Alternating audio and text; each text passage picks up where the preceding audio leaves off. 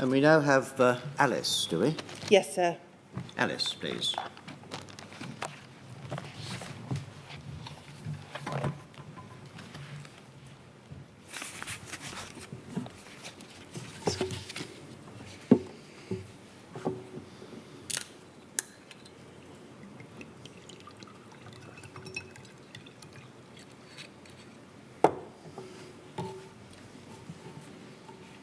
Please state your full name Alice Jane Mackie. and take the book in your raised hand and repeat after me. I swear by Almighty God I swear by Almighty God that the evidence I shall give that the evidence I shall give shall be the truth, shall be the truth, the whole truth, the whole truth, and nothing but the truth. nothing but the truth. Thank you. Thank you. So if you try and Right. speak up. No, I'll be fine. So before we start, I should say that Alice is not anonymous, but at her request, she's not being filmed, so there will be a live audio transmission of her evidence, but not her image. It must follow, I think, that to pay respect to Alice's wishes, no one should take a photograph of her attending this hearing of the inquiry. Please make sure that if you are taking photographs in and around the building, you don't inadvertently catch her on your photograph. Obviously, if she gives you her specific permission, that's a different story, but please respect her wishes.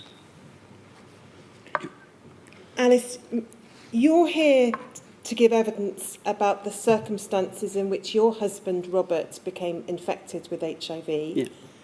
But it's important we make clear, and you wanted this to be made clear, Robert is still alive. Yeah. You're giving evidence essentially on behalf of both of you. Yes. And Robert, like you, has given a detailed written statement to the inquiry. Yes. Robert is one of what we'll hear of as we go through your evidence has been termed the Edinburgh cohort, and I'll be asking you a little about how you came to find that out. Okay. But it's right to note at the outset that you've undertaken a very significant amount of research and investigation over the last 2 decades or so. Yes. You've given that material to the inquiry, and you know that many of the issues that it raises and the documentation you've been provided are going to be examined at later stages Yes. of the inquiry. So, Robert has severe haemophilia A diagnosed at a young age. Yes. But his statement tells us that despite that haemophilia, he led a very active and sporty life. Definitely. He would run, play golf, play tennis. Yeah. And what was the particular sporting passion he developed? Fishing. Fishing. And that involved a lot of walking. Definitely. Could walk for miles, and I'm talking about 30, 40 miles in a day. If he had a bleed when he was growing up, he would largely treat it with bed rest. Yes. As a child, if he had serious bleeds, but serious bleeds only, he might have fresh frozen plasma and then Yes. at a later stage cryoprecipitate. Yeah. And until he was about 13, he attended the Royal Hospital for Sick Children in Edinburgh. Yes. But then his care switched to the Royal Infirmary of Yes. Edinburgh. And that's where it remained for the period of time with which we're Yes, primarily that's it. concerned. You started attending the Haemophilia Centre, which was located, as I understand it, on Ward 23 at the Royal Infirmary in 1979 with Robert. Yes.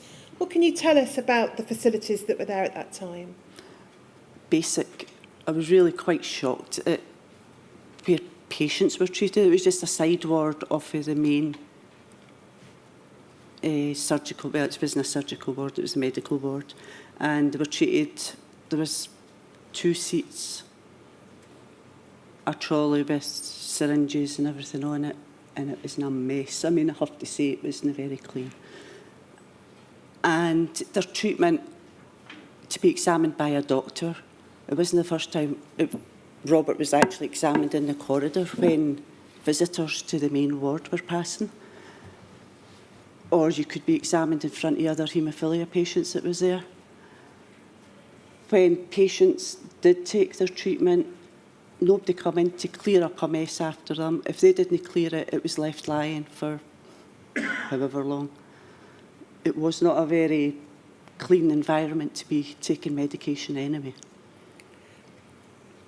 By 1980, your statement and Robert's statement tells us that he was being treated with both cryoprecipitate and factor VIII products, but from February 1981 it was factor VIII only. February 81, beginning 82. I do note that he's got a notice in his medical record he has to be treated with factor VIII only after a certain point. But it was factor and cryo for a while. As well as the shift from both to it being at some point exclusively factor VIII, there was an increasing use of prophylactic treatment and home treatment as well. Yeah. Did Robert receive any information or advice or warnings about any risks of infection associated with the use of any of those products?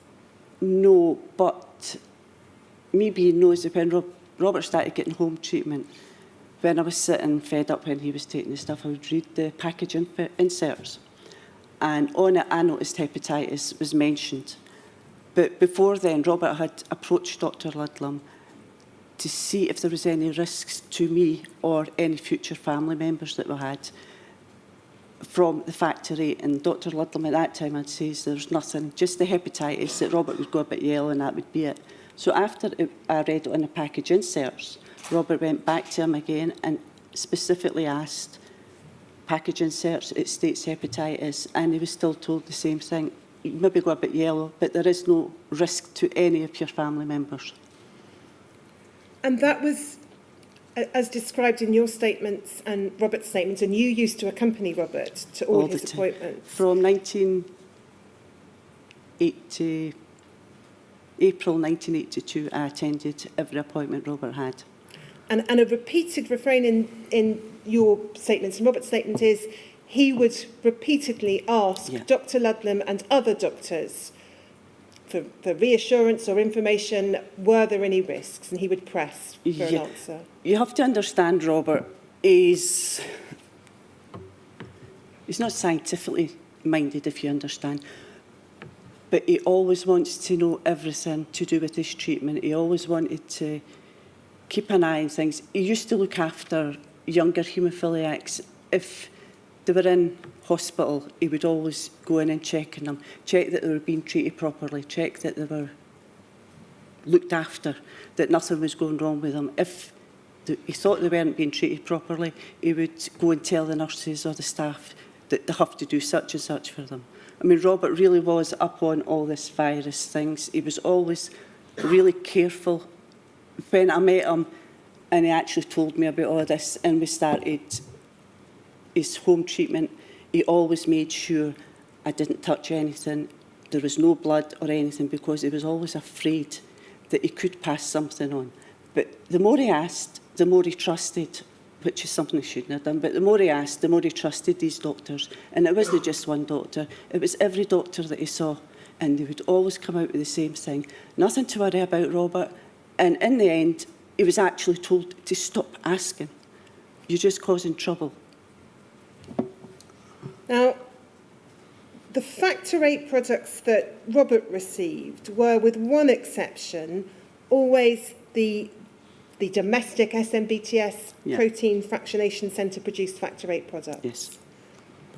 The one exception was, I think it was the day after you were married, when you attended the hospital. And Paul, can we have up, please, document 2190011, should be.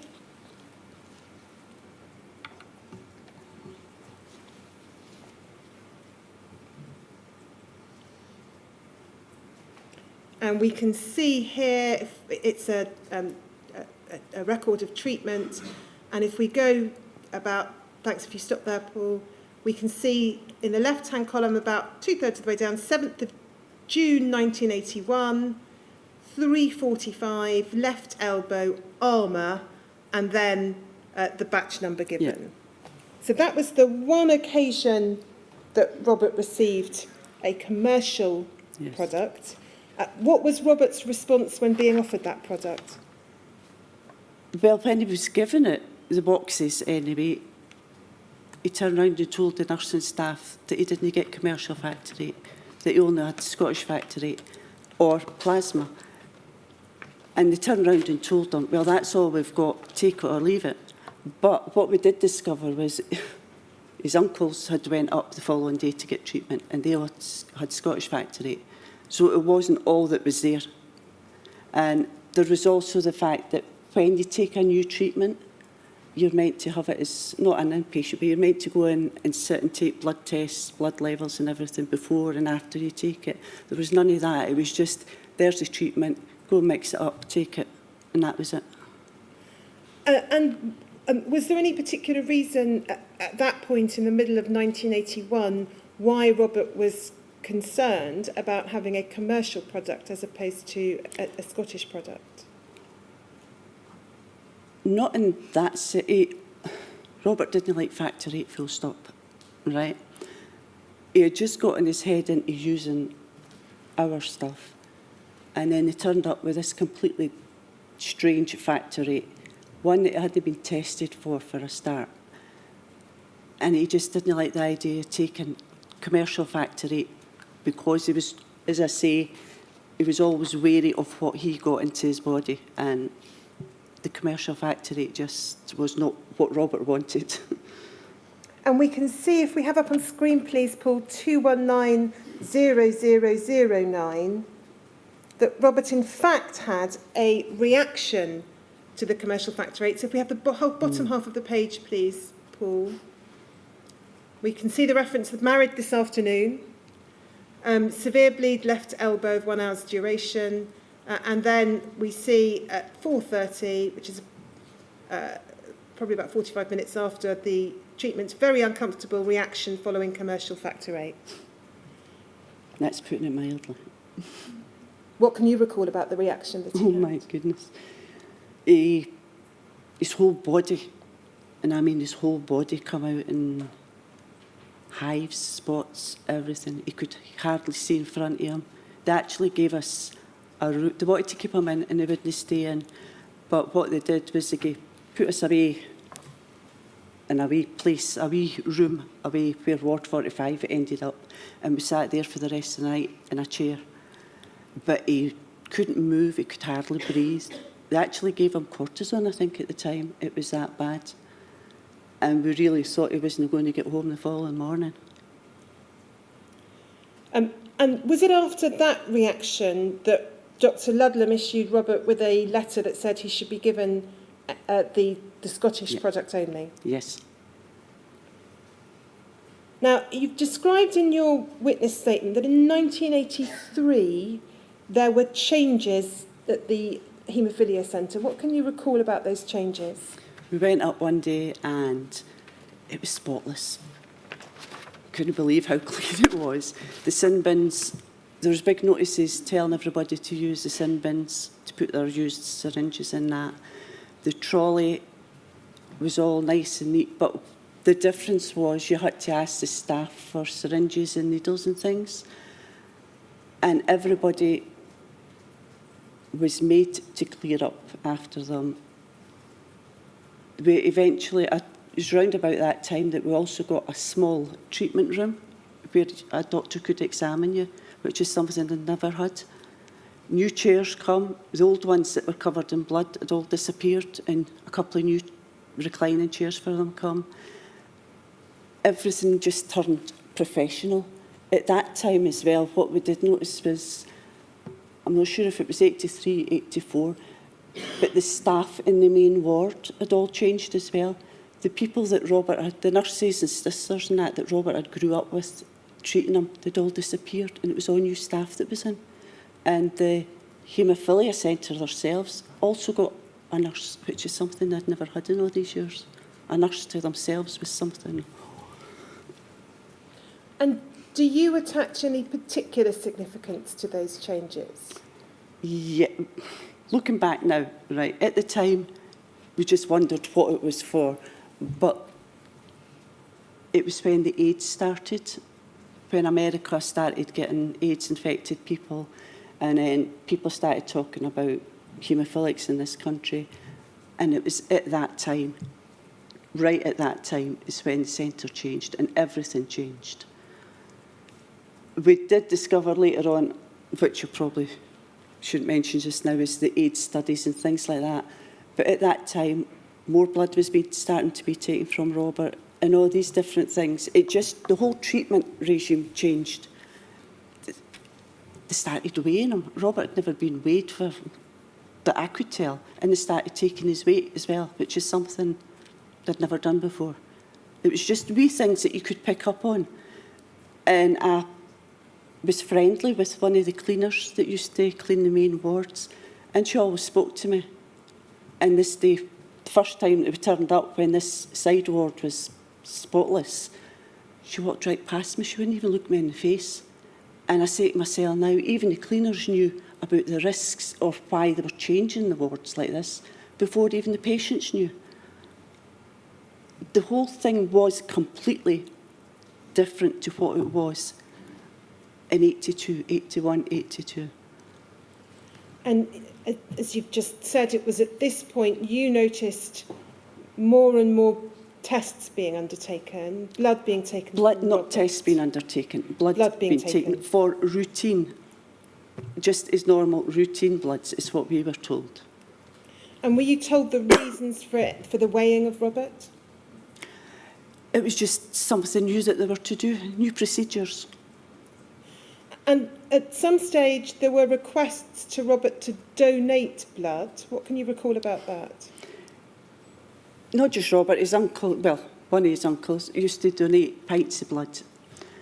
The last one, when Robert donated this, he did ask years ago, he had asked why they were taking the blood, why specifically haemophiliac blood, because it's just not normal. And what he was told was that it was for heart operations, to stop them using warfarin for the clotting. And then it got to the stage, he did ask, he kept asking, but this time he asked, and the person that was putting the needle into him says, well, what have you been told it's for? And Robert says, well, heart operations. And the man actually laughed and walked away, as if to say, Ken Robert's talking out the top of his head because it's not for heart operations. And we never did find out what it was for.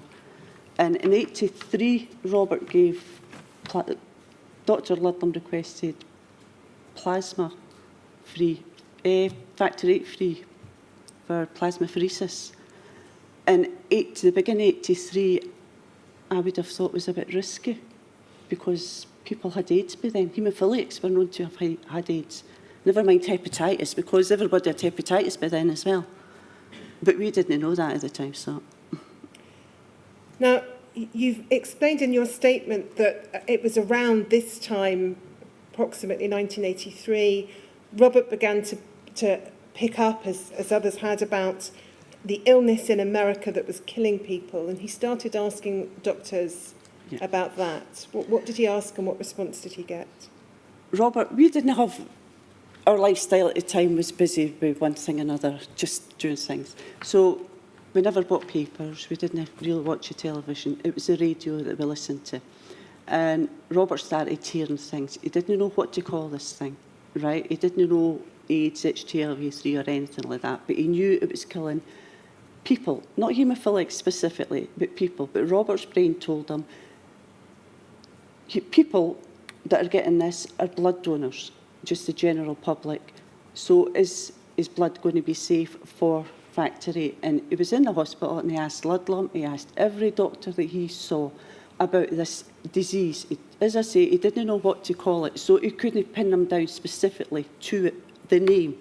And every one of them told him, nothing to worry about.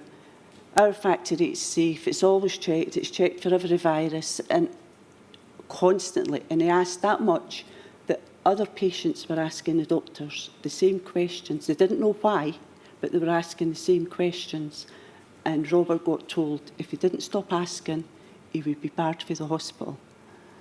And patients, there's been a few, but I can remember one that's HIV positive come up to him and said, I didn't know why you were asking, the questions, Robert, he says, but I do know now, because he was infected, the hepatitis, somebody that had hepatitis said his mum used to think Robert was a bit loud and telling them they shouldn't be taking this, he didn't need it, just don't play rugby. And they wish I'd listened to him, because he had hepatitis and ended up with cirrhosis. It's all these things, but Robert was always told to shut up, to keep quiet, would be bad for the hospital. And you described it this way in your statement. He was essentially branded a troublemaker, Yeah. and they thought he was frightening other patients with his questions. And he was told he would be banned Yeah. if he carried on. Mm-hmm. Did that stop Robert? No. No. Just makes them worse. And Robert had, in fact, as I understand your statements, wanted, if possible, to stay receiving cryoprecipitate. Yeah. But what was he told when he asked about that? He was told that they'd stopped making cryo. And who told him that? Dr. Ludlam. Did he also have any discussions with Dr. Ludlam about whether there was in the Scottish donor population any risk of AIDS that you can recall? Robert asked about AIDS. He asked about, when he spoke to doctors, he wasn't speaking about American or commercial or whatever. He was always speaking about our blood, because that's what he received. And whenever he spoke to Dr. Ludlam or any other doctor, and it wasn't just Dr. Ludlam that he asked about the risks, he was always told our blood donors don't have AIDS, it's safe, we don't have the likes of that in this country. Where he got that information from, I don't know, but he was told it was safe. We didn't have AIDS in Scotland, or HTLV3 in Scotland. Now, as you've said, apart from that one episode when Robert was given an Armour product, he received the Scottish produced product. And if we have up on screen, please, document 2190012, Paul. We can see here some of Robert's treatment records from 1984, and we can see the top of the page there, 8th of April, and we have under batch, we have a batch number written out as follows: 023110090, and it appears from that entry he's receiving that batch for a right shoulder bleed, and then over a number of subsequent days he's receiving it prophylactically. Yeah. And then, Paul, there should be another page of similar records into the same reference.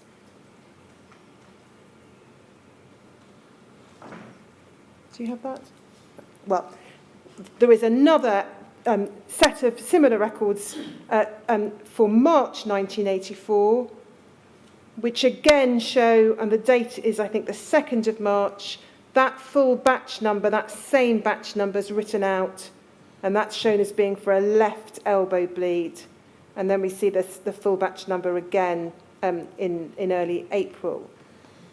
And we can see a contrast, Alice, between that you've raised in your statement as Robert, the full batch number being written out there, and then abbreviated numbers being used for other batch numbers. Now, it's yours and Robert's understanding that it was from that particular batch, the one that the number which is written out in full, that Robert became infected with HIV. Yeah, we've actually been told that was the batch number. And we can see some documents from Dr. Ludlam which confirm that. Paul, can we have 2189002, please? I don't know if I should say this here, but it's the only batch number ever in his medical records that is written out in full.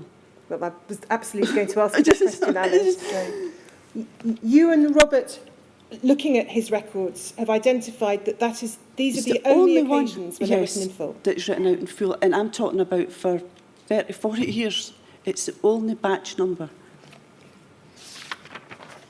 So that's...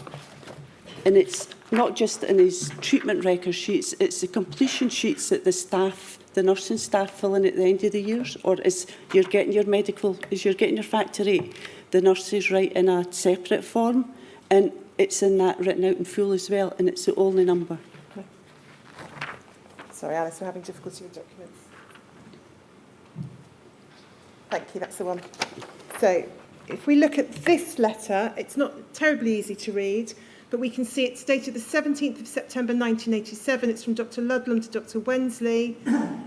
And we see point 3, in my opinion, he, that's Robert, became infected with HIV as a result of transfusion of batch 0231100090 of SNBTS factor 8 in the transfusion records. This is abbreviated to 0090. Just pausing there, is that correct that it's abbreviated to 0090? It's all written out in full. And then it tells us he was anti-HIV negative on the 27th of March 1984 and positive on the 29th of May 1984. And I don't need to, I think, put them on screen, but there are some clinical records which show factor 8 being administered on particular dates in April, which we've seen from the earlier documents. So that is one of the sources of your understanding and Robert's understanding that it was that particular batch that infected him. Yeah. And as I understand it, it's important for you to make clear and for Robert to make clear that that was a Scottish-produced batch that infected him. Yes.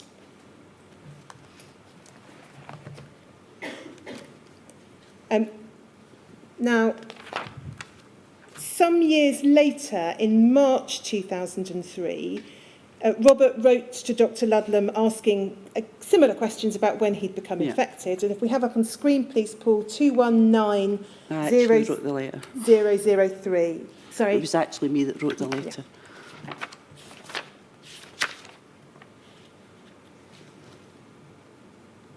And we can see it's a letter, the 7th of March 2003, sent by Robert, but drafted, as I understand it, by you to Professor Ludlam. I'm writing to ask if you could give me written information on the following: the date when you started testing me for HIV/AIDS or any related illnesses, the date when I tested positive for HIV/AIDS or any related illnesses, and the batch number I contracted it from, and then similar questions in relation to hepatitis C, which we'll come back to. The response from Professor Ludlam, Paul, should be at 2190004. And if we can have the first 3 paragraphs, please, highlighted. So this is 14th of March 2003. Professor Ludlam refers to what he says was the first reasonably reliable test for HTLV3 available in the second half of 1984. We first started testing individuals with haemophilia for anti-HTLV3 in the autumn of 84 and spring of 85. We tested earlier stored samples and we found that the last sample that was negative for anti-HTLV3 was 27th of March 1984. The first positive result was the 13th of August 1984. I believe it was most likely you were infected by batch 0231100090 of SNBTS factor 8 concentrate, which you received in March and April 1984. Now, that confirms the source of the infection, the batch, again. There is a difference in terms of the date given for first positive result. The earlier letter suggested it was the end of May. Here it suggested it's the 13th of August 1984. Do you know what the explanation or reason is for those differences? No. Whenever we ask anything like that, we just get ignored, so you just give up asking. And Robert's observation in his witness statement is, no matter what the precise timing, he says that I was given an infected product at a time when the risk of AIDS from factor 8 was well known. Yes. That's his core point. Looking at it, Robert was actually ill at the dates that he seroconverted, and he was at the hospital because he had attended the GP and then he went to the hospital with his sore throat and whatnot. So personally, I know that Ludlam knew that he was infected because of what he went up to the hospital with, the sore throat that wouldn't clear up and that. And then when Wensley got the letter, it actually confirms it about the very sore throat and whatnot that he had. So Ludlam knew at the time that Robert was infected from that specific date. And I feel that he should have said something then to Robert. It's not as if AIDS was something in 84, the beginning of 84, that nobody knew about. And when you say you believe that Dr. Ludlam knew that Robert was infected because of the symptoms that he was displaying, you're talking about this period in around the middle of 1984, are you? It's March, about March 84, March, April 84. Robert actually had this sore throat and he went to the GP and it wouldn't clear up. So he went up the hospital, and that is seemingly when Ludlam says he thinks that's his seroconversion. But he must have known at the time. He knew what he was looking for patients that had HIV or AIDS, or call it what you want. He knew what he was looking for, and Robert had these symptoms. So he, if he didn't know definitely, he must have thought it. And that is the time he should have stopped and said to us, well, perhaps you might have. We would have accepted that. But he left us thinking Robert had a sore throat and he was okay and got on with our lives. And that is the point to me. He should have said to Robert, no, wait a minute, this could be. And we wouldn't have bothered. We would have sat back and waited until a test come, but we would have taken all the precautions that we should have taken instead of risking my life and my son's life. And I should say, sir, Dr. Ludlam has been asked for a response to a number of the matters set out in Alice's witness statement and Robert's witness statements, and it's our understanding that he intends to provide a response which will be published in the normal way in due course. Alice, there's one further document I just wanted to look at with you. Paul, it should be 2189004. It's a letter of the 28th of April 1989.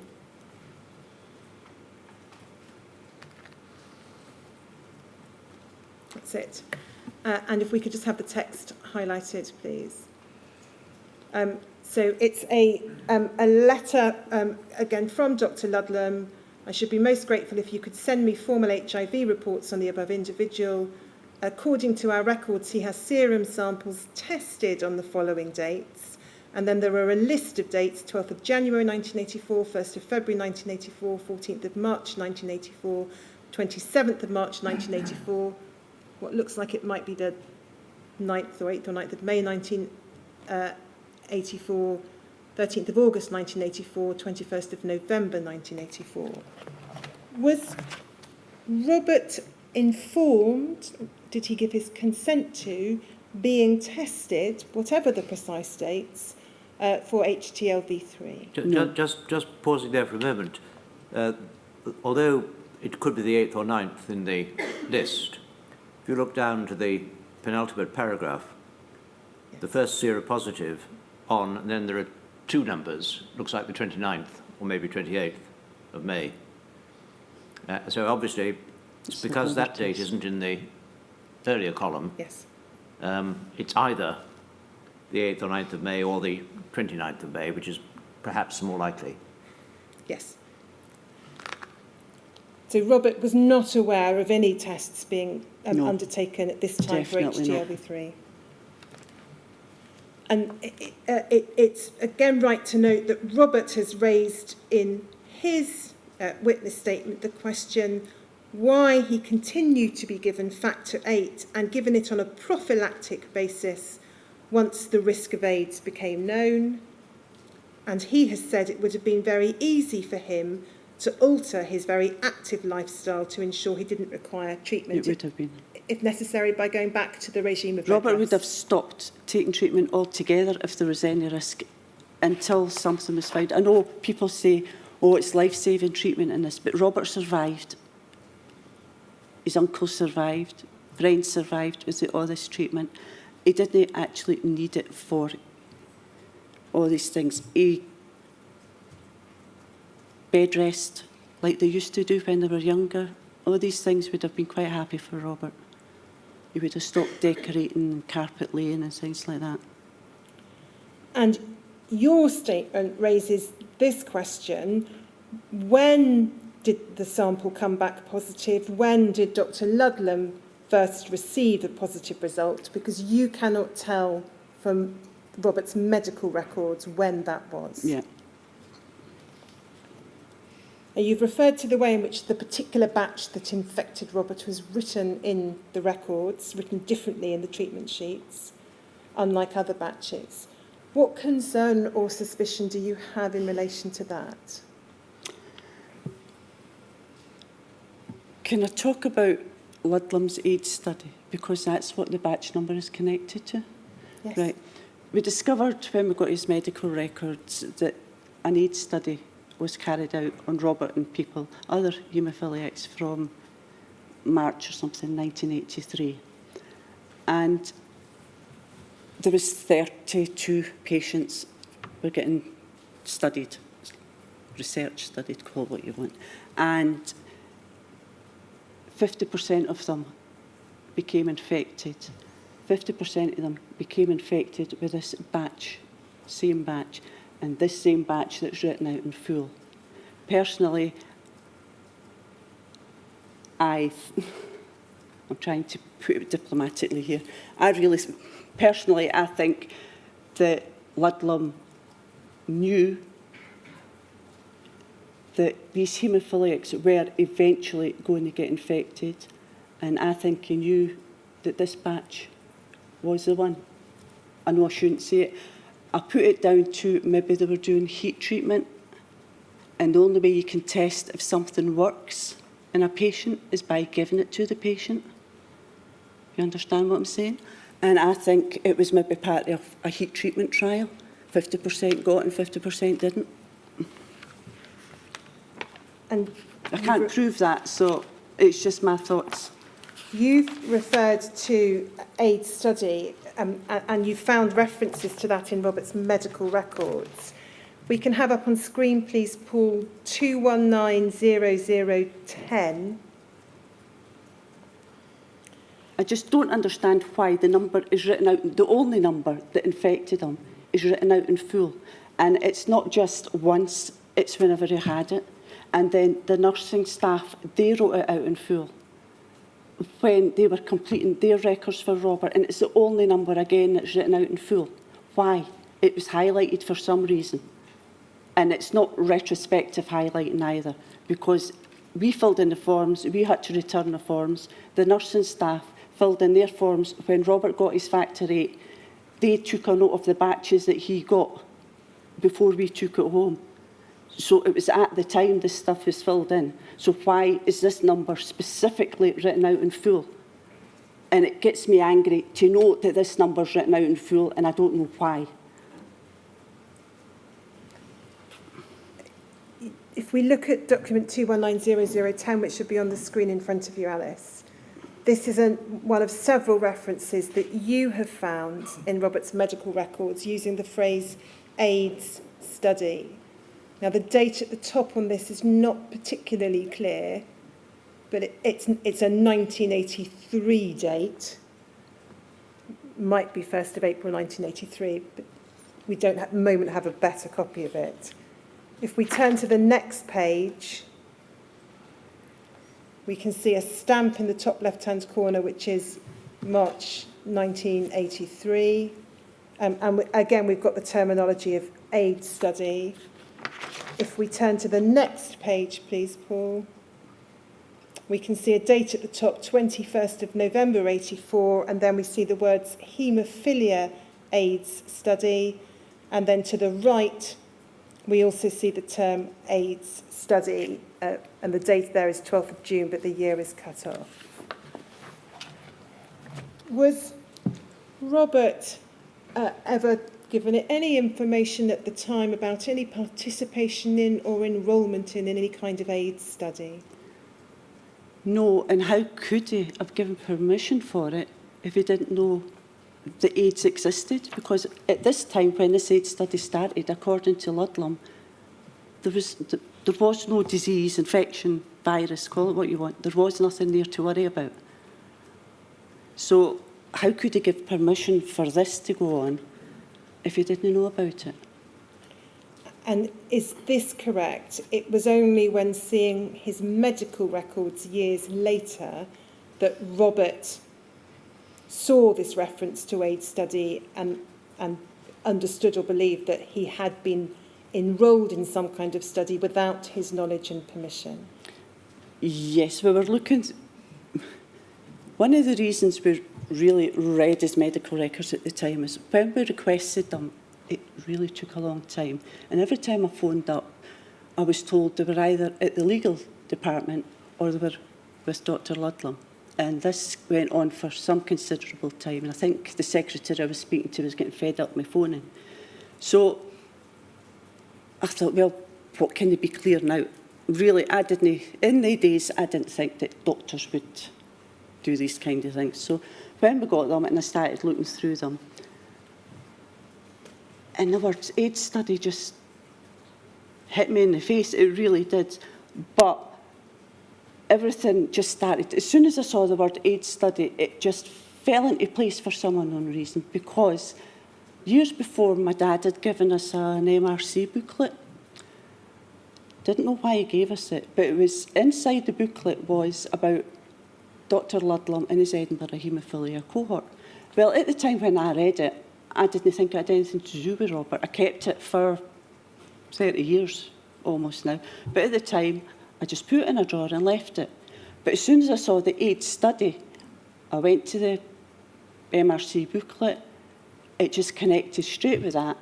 After that, I went to the library, and that's when I saw it was actually, because I know the people that were infected, one of his research papers actually gives the dates of birth and their factor treatment and whatnot, and I could connect it.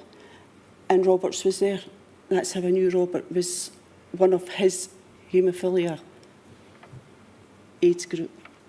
And you've put it this way in your statement, Robert became part of the Edinburgh haemophilia cohort, and that's not your term. No, it's not mine. That's the term you've seen in papers and documents from Dr. Ludlam and from the infirmary.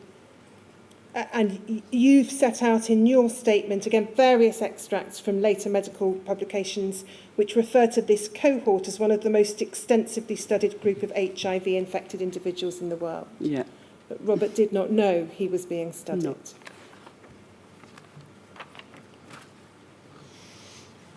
Your statement explains that in the course of 1984, whilst what we've seen in the records is there recorded, Robert was still asking, when he went to the hospital, about whether there were risks. Yeah.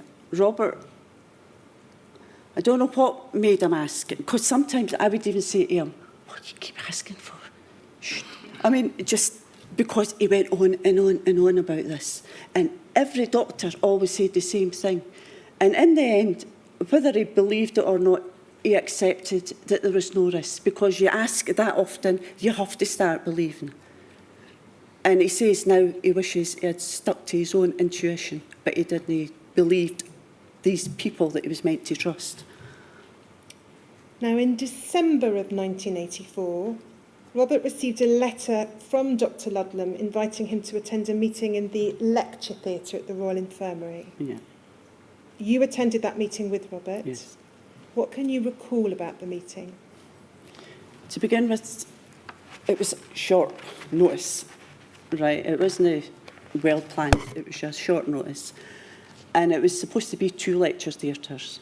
They were next to each other, but there wasn't enough people that turned up to fill the 2. How they were going to do anything with 2 lecture theatres, I don't know, but we ended up in a little lecture theatre in the old infirmary. And I would say maybe about 50 people at most was there. And we were scattered around. We were sitting at the side with friends and family that was there. A lot of people we didn't know, I mean, fair enough. And at the front was Dr. Ludlam, Dr. Forbes. I remember him because he was that tall. And I think it was McClelland, but I couldn't honestly have said at the time, but I now know it was him. We're standing at the front, and he says to us, Ludlam actually turned around and says, it's come to our attention that some people have been infected with HTLV3 is what they used at the time. But it's safe now because it's getting heat treated, that it's all safe now. But at the time, we thought, well, poor souls that's got this thing, because we've not been told. But we're sitting and they told us one or two bits just about the unfortunate people that had been infected. And when Robert went to, it was open to questions, but when Robert went to ask a question, Ludlam turned round and says to Dr. Forbes, just ignore him, he's a troublemaker. And they closed the meeting down. And we couldn't ask any more questions after that. But when we were leaving, his friends and family were all going, have you been told you've had this? Have you been? And they're all going, no, thank God we've not got that. And that was the end of the whole thing. We never heard anything about it after that. So we thought, we'll get on with our lives. Everything's okay, Robert's not infected. And you've described in your statement that Dr. Ludlam gave an explanation about HTLV3, about methods of transmission, and gave some advice about if someone was HTLV positive, about the use of condoms and cleaning up spillages and using gloves and so on, and then talked about heat treatment and about the Scottish Factor 8 now being safe to use because it was going to be heat treated. Yeah. But one of the things in there, he said about gloves and aprons. I was never, ever offered. It was only in the past 5 years I've been offered gloves. I have never been offered gloves or aprons or anything. And I thought if Robert had have been infected, we would have been issued with these things. And we weren't, never. And it was never even offered to us for these gloves. So we just, as I say, we just carried on our lives as normal. We thought, great, we'll go on with life, and that was it. And your assumption, Robert's assumption, was that Robert had not been infected with HTLV3 HIV, because if he had been, he'd have been specifically told that. Before the meeting, yes, well before the meeting, I would have thought. But even if they'd just got it, surely, as soon as a doctor found the results, they would have made an appointment specifically to speak to the patient, to tell, it's not just a cold or flu you've got here, it's a sexually transmitted fatal disease. And this was known to be sexually transmitted and fatal by the end of '84. And sometimes they'll say, well, we didn't know if you were going to get the virus because the tests and everything. It doesn't matter. If the risk is there, we should have been informed before this meeting of this risk. Did Dr. Ludlam or any of the doctors who were there say words to the effect, if any of you want to know your specific test results, make an appointment? No. And you've said in your statement you left feeling, thank God Robert is not infected with this thing. Yeah. Robert's statement says this, along with my wife and I, all the people at this meeting that I spoke to thought that the people who had been infected had been informed before the meeting, so we all thought that we were all safe. We would never have imagined that Dr. Ludlam would use a meeting like that as the only means by which he was communicating to infected patients that they were infected. All we could say to each other after the meeting was, thank God, I don't have it. We thought that those infected had been told individually by Dr. Ludlam of their infection before the meeting, and that the meeting was to tell us that the risk had passed since we now had heat-treated factor 8 produced at the PFC. And then he says this, I still do not understand how I was supposed to know that I'd received the infected batch if I was not informed by any doctor in any manner, be it face-to-face or by letter. Yeah. I mean, not everybody at the meeting was infected. There was uninfected people at this meeting as well. As you subsequently have found out. You've suggested in your witness statement that the trigger for this meeting was going to be something that was due to be published in the press. I've learned since that time that there was, I can't remember, something posted. One of the English newspapers had got a hold of it, and they had contacted Dr. Ludlam. They were going to, wanting a statement of him, they were going to publish that there was a group of patients in Edinburgh that had been infected. So they quickly arranged this meeting. He managed to get the reporter to delay it for a couple of days, and the meeting was just to cover his back before it went in the papers. And again, I should emphasise, we don't yet know what Dr Ludlam's response will be to these criticisms. After that meeting in December 1984, you've said that at no time did Dr Ludlam or any other doctor or nurse at the infirmary mention over the following 3 years or so HTLV3 or HIV or AIDS. It was never mentioned once. Even in general conversation, it was never mentioned. There is a letter in Robert's medical records, 2190008, please, Paul. Sorry, Alice, your screen is tilted down, but I don't know if you can still see it okay. Yeah, it's okay. And this is a letter dated the 31st of January 1985. It's from Dr Ludlam to Dr Love. That was your GP at the time. And you've found this in Robert's medical records. It says you'll be aware from both the medical and popular press that patients with haemophilia are at risk of developing AIDS as a result of the transmission of the HTLV3 virus in factor 8 and factor 9 concentrates. To date, there have only been 3 cases of AIDS in British haemophiliacs, and the chance of any individual patient developing the disorder based on our present information is very small, probably less than 1 in 1,000. And then it refers to serological studies of patients in the United Kingdom, including Edinburgh, and suggests it's clear that many haemophiliacs have antibodies to the HTLV3 virus. The presence of antibody does not necessarily confer immunity, and such patients may be capable of transmitting the virus both by semen and blood. And then he refers to the importance of precautions being observed. And then in the next paragraph says this: I write to let you know I've circularised your patient with an information sheet about AIDS, and says what the chief recommendations are. And then over the page says all Scottish factor 8 concentrates are now being heat treated under conditions that are believed to kill the HTLV3 virus. Thus Scottish factor 8 no longer transmits the AIDS virus. Did you ever see this document before you saw Robert's medical records a number of years later? No. And the assertion is that your patient, that's Robert, had been given an information sheet about AIDS. Do you recall anything about that? From the time we got married, I was the one that opened up the mail.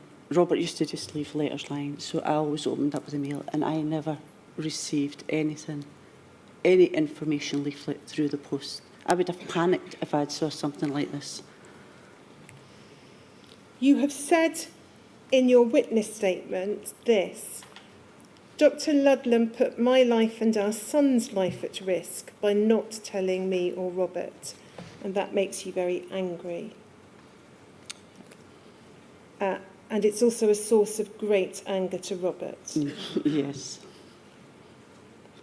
It was in, I think, 1985, please correct me if I'm wrong, that you were asked by Dr Ludlam if you would give some blood for research purposes. What can you recall about that? It was weird. It was asking family members to give blood for research, fair enough. So it was up the centre, and Sister Phillips was their treating nurse by then, and she says for blood. So went into the treatment room, and she started, and I says to her, what's it for? What's the research for? Of course, she says genetic purposes. And both Robert and myself looked at her and says, but I'm not connected to Robert that way, so why would you want blood? And when we were talking to her, her hands were like, it's worse than mine. Her hands were shaking, and she made a right mess in my arm taking the blood. But she didn't get very much blood, but she got some, and she ran out of the room after that. And that was the last we even heard of it. We don't even know if she got enough blood to do what she was doing, but genetic purposes, I am not connected to Robert that way, so why would I be involved? They did take it from family members who were connected, who had haemophilia sons or things like that, which is fair enough, but why would I be connected to it? I couldn't understand it. In the course of 1985 and 1986, you've said in your statement that Robert seemed healthy and well. And by the end of 1986, he'd been offered his dream job. What was that? A gilly. So lots of fly fishing. Yeah. And Lots of it. walking. Salmon fishing was his dream job, shall we say. That was his life. And I mean, that was his life. That's what he always aimed for. And he got offered it. We were all set. And he just all went out the window. And you said in your statement, we couldn't have been any happier. We had everything planned. Yeah. And then in January of 1987, you received a letter from Dr. Ludlam. What Yeah. can you tell us about that letter? I can't. It asked us to go, or Robert rather, to go to an appointment. Robert didn't receive appointments for Dr. Ludlam, so that alone was unusual. But what made it even worse was we'd by now moved to Ward 45. And in Ward 45, there was offices, there was treatment rooms, there was rooms that doctors spoke to their patients and that. But he told Robert to go to his office. Now, his office was down in what I call the dungeons of the old infirmary. And that alone was unusual. I'd never ever seen it, but that's where he was asked to go to. So the two of us thought, well, to not be in the centre and a specific appointment, there's something bad. We didn't even think anything good. We automatically thought there's something bad on this. Otherwise, it would just be up at the centre. Of course, we went down, and do you want... Yes, Right? yes, We went describe down, it. we were a bit early, and it's down by where blood transfusion services was down there, and McClelland's office is there, and Ludlam's office was there. And so for those who don't know, Dr. McClelland Is the Scottish National Blood Transfusion Transfusion Services. Service, And we went in and we sat in, and I thought, my goodness, how can somebody work in this? It was a small room, and the whole place was full of filing cabinets, but files on top of the cabinets, files on the desks. He had his desk, Ludlam's desk was there, and we were sitting under this high window. The seats were back here, so we sat there. And when Dr. Ludlam turned up, he looked and he saw me there, and he asked me to leave. And of course, Robert says, no, she's staying. Whatever you've got to say, she's here. And he left the room and says, I'll leave you to discuss it for 5 minutes. So we went away. We come back, and of course Robert says, no, she's staying. And he wasn't really happy that I was staying there. You could see it in his face, he wasn't happy. But then again, I don't think he was happy whenever I was there at any time. I'll have to add that to it.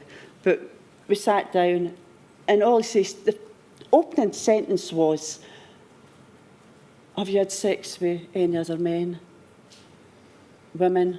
You're drug users, intravenous drug users, if you want to put it accurate.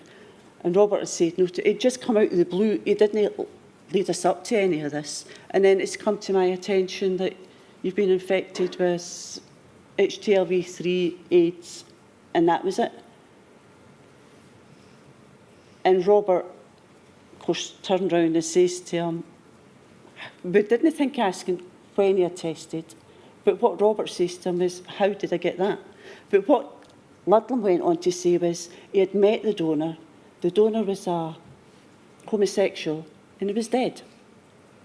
And that sort of put us off track for a start. And then Robert says to him, well, what's the prognosis?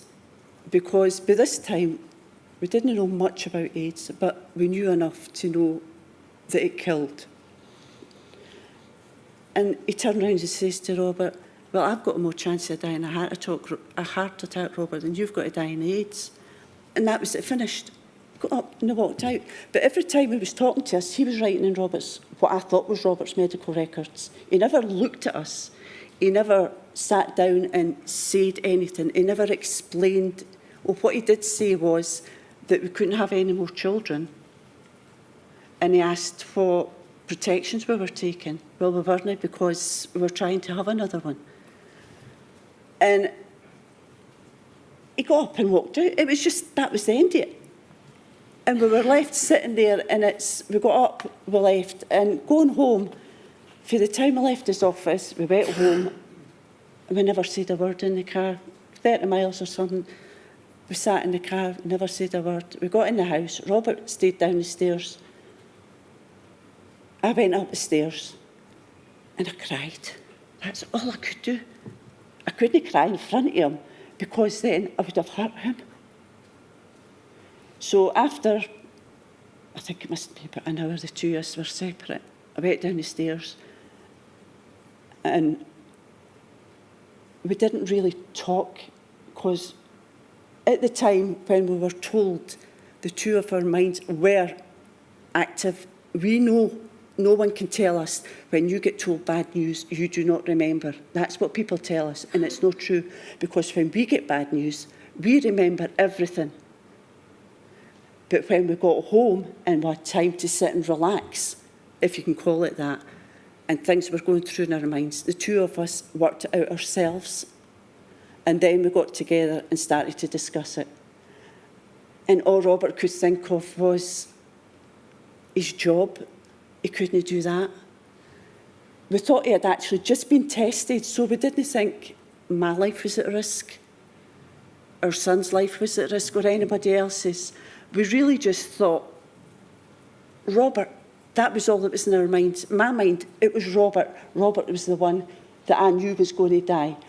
When, I don't know, because I really didn't believe Ludlam when he said about the heart attack, because I knew that haemophiliacs and people were dying of AIDS. You couldn't hide it. You had all these things in the newspaper and everything else telling you that people were dying of AIDS. And we sat down. My mum had actually, for some unknown reason, we had dropped my son off at my mum's the night before because we just had this feeling. And we couldn't even go and collect him that day. We left him with my mum for a couple of days. We just says that we had something else to do. We didn't say to my mum what was wrong. And we had to actually be on our own to get our head around it. And we collected my son. My mum had says, well, what was the appointment about? Oh, nothing, just routine. And that was all we said to her. And everything was left. There's a couple of other details of that meeting that you and Robert have recorded in your statements I just wanted to ask you about. You were told by Dr. Ludlam, you've said in your statements, not to tell anyone because of the stigma. Oh, that was really emphasised, not even to tell our families. At this time, we didn't know that his uncles and cousin was infected, but we were even not to tell them. How on earth can, if I wasn't there, how did he expect Robert to go home and tell me? I really feel that it should have been the husband and wife that was there when he told them.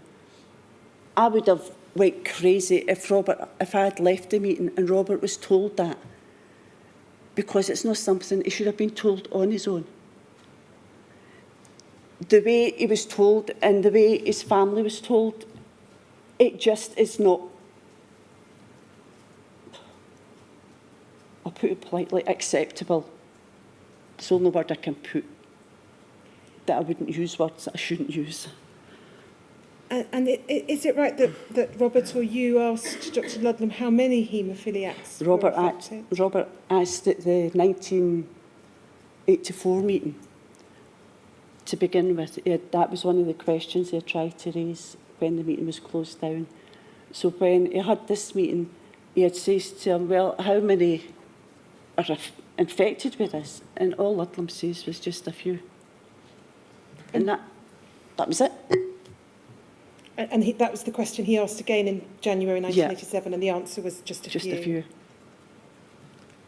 And your impression, is this right, and please correct me if I'm wrong, your impression, that, as you described it in your witness statements and in your oral evidence just now, was that this was a recent diagnosis? We thought he had just been, never even coming to cross my mind that it was all these years ago. We actually thought he had just been tested. What we think about now is that it was heat treated, so how could he have been infected? But we didn't think of that at the time. We actually thought Robert had just been tested and he had just gotten the result. Were you offered any counselling or psychological support at that time? Was there any offer of a test for you? No. And Robert describes the circumstances in which he was informed of the diagnosis in January 1987 in his statement as, I quote, unforgettable and unforgivable. Yeah.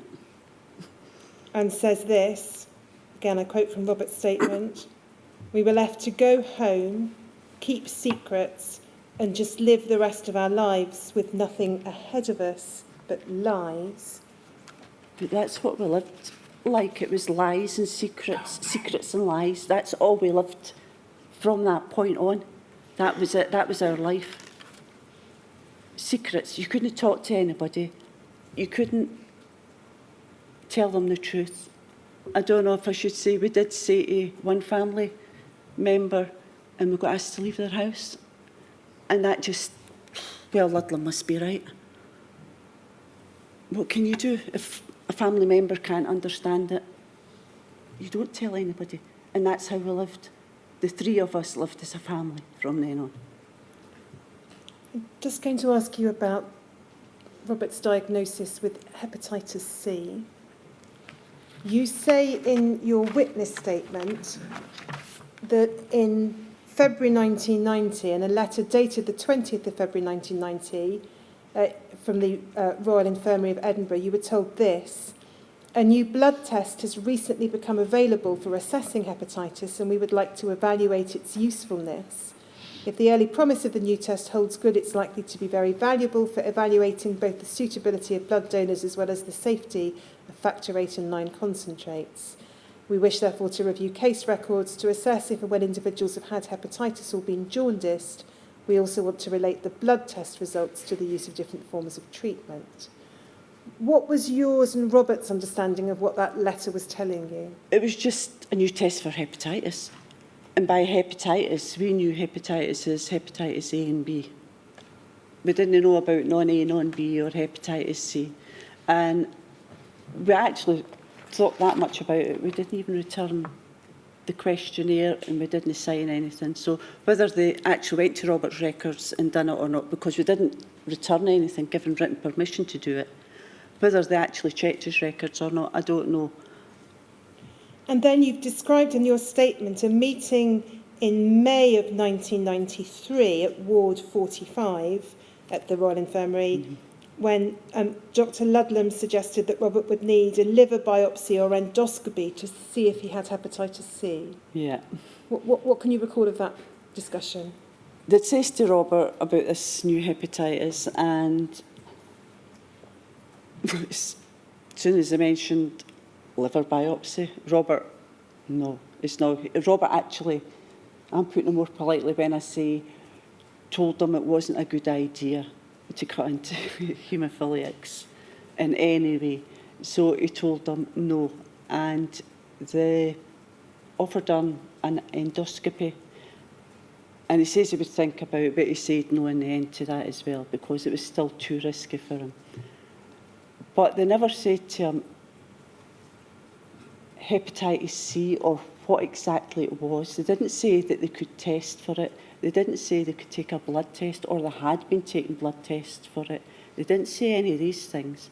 And Robert, well, we left the hospital thinking, well, when they come up with a blood test, they'll tell us about a blood test and then we'll find out if you've got it. We didn't know that they knew Robert was already infected. No one told Robert that he was already infected. And the basis for your understanding that it was already known that Robert was infected is, again, something you've subsequently seen in his medical notes. Paul, it should be at 2190002, please. And if we look at the date in the top right-hand corner, we can see 29th of April 92 is the, so not quite as close as that, thanks Paul, is the date received. 12th of May 1992 is the date reported, and then we can see the text is faint, but the hepatitis C virus, the two tests there described are coming back as positive. Yeah. Did Robert know that he was being tested for hepatitis C in 1992? No, but what I've not said here is from 83 onwards, when I say Robert was given more blood samples, right, for his routine testing, it got that they were taking 50 mils of blood, 60. I've even seen two full 50 mil syringes of blood getting taken off of Robert at one time. And the amount of times I actually says to these nurses, what are you wanting all that blood for? Because he's going to need to go and get a blood transfusion if he didn't stop taking as much blood off them. And all they would do is turn round and walk away. It's not as if when they're taking blood off of Robert, it was 20 mils, which is, to me, fine, is suitable. But we're talking, I don't know if you understand how much 50 mils of blood is in a syringe. It's a lot. And it was a lot for me to keep on saying to them, not just once or twice, I'm telling you, on a regular basis. Every nurse that took blood off of Robert, I would say to them about the amount, what are you taking this for? And they never said a word. They never even explained for research, they never explained for hepatitis, they never explained for AIDS or anything else. And we just assumed it was his routine blood tests for his haemophilia to check his levels. Now I think I must be stupid. I really do. And Robert says in his statement that he only understood that he had hepatitis C in 2000 during a routine appointment with his HIV consultant. Yeah, I can remember the shock on his face. Robert had problems with sweating, right? He could, it could be 100 degrees outside. Fine, I could understand it. And then when it goes down to -5, it'd still have all the doors and windows open in my house. We couldn't go into any shop, we couldn't go into any building without him actually really sweating. His temperature would go through the roof and everything else. And when we used to say to the doctors at the infirmary, they just made us assume that it was the AIDS that was the problem with it. Well, when he went to see at the AIDS, well, for his AIDS treatment, he says to him, because his sweats weren't stopping, he says to him, well, it could be down to your hepatitis C. And I could see Robert's face. I'd never been told, right? But because I'd heard so many haemophiliacs with hepatitis C, I suppose I just assumed. Maybe I shouldn't have assumed, but I did. But it was neither here nor there to me because all our protection was for the AIDS. And that's all I was interested in because that's what I was fighting to keep Robert alive from. But when I says to Robert about hepatitis C, his face, you could see the shock and he just shut down. He can remember being told about it and we left. And I can remember him in the car saying to me, when did I get hepatitis C? And I says, I don't know when you got it, but I do know that I thought you had it. A doctor should maybe have told me, but because I was not Robert's power of attorney at that time, they wouldn't have discussed, I would imagine, they wouldn't have discussed it with me anyway. And I never even thought of saying to Robert because, as I say, we were fighting to keep him alive with AIDS. And at that time, in about 2000, Robert was only given 6 weeks to live.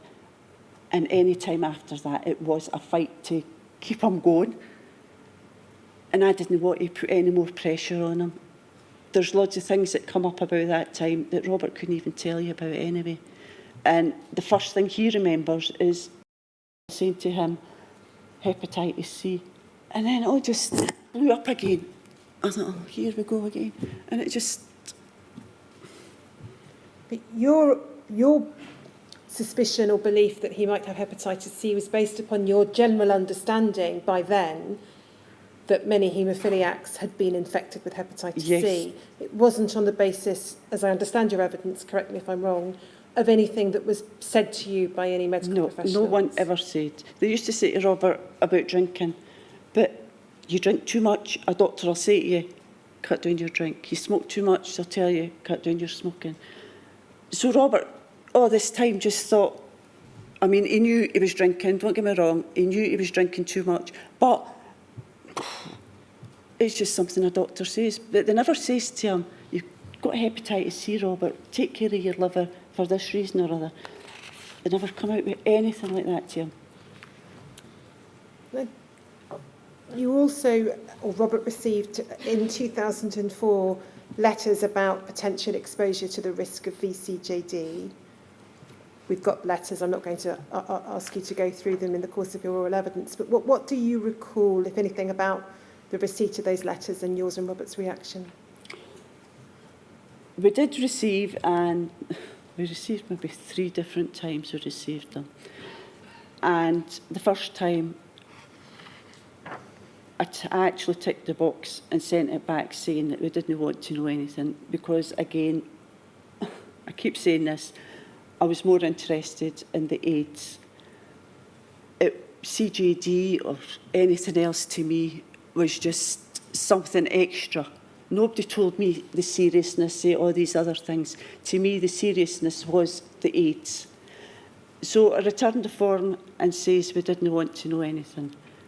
We got another one, and I'm sure I'd done the same with the second one. The third one, Robert was feeling better again, so we went and we turned up, and Dr. Ludlam says to Robert that he hadn't become infected. He hadn't received any batches, but he could have still received it through eating meat. And Robert's reaction was, but I'm a vegetarian. He's not. Let me say that, he's not. But his reaction was, but I'm a vegetarian. And Dr. Ludlam just looked at him as if to say, oh, my God, what have I done? He shouldn't have said that. But he was putting down, if Robert got CJD, it was because he ate meat, not because of the factor VIII or the blood or anything else that he received, which I really think was something he shouldn't have been saying, because that's where he would have got it from. But even then, to us, see, people worry about it. To us, it's just another thing that he might die of, if you understand what I'm saying. It's nothing extra. Our life circulates around AIDS, not hepatitis, because AIDS is the thing I have to deal with. AIDS is, when Robert's ill, a doctor will say to us, well, I don't know if it's his haemophilia or if it's his AIDS or if it's his hepatitis that's the problem. So what do? You have to narrow in on something. And my problem that I narrow in is the AIDS, because now he's cleared the hepatitis. I know he's got all the side effects and everything else that come with that, but that does not catch up with what he is actually dealing with AIDS, how he lives with it, what he has to do for it, all the illnesses that we have to actually solve ourselves because the hospitals aren't interested. And Robert will not go to his GP because his GP does not understand haemophilia, they don't understand the AIDS, they don't understand hepatitis. So when you go to a doctor, how can you say to a doctor, well, I've got this infection? And they'll say, well, it'll clear up on its own. And you'll say, but I'm worried because I've got, oh, that's okay, it'll just clear up on its own.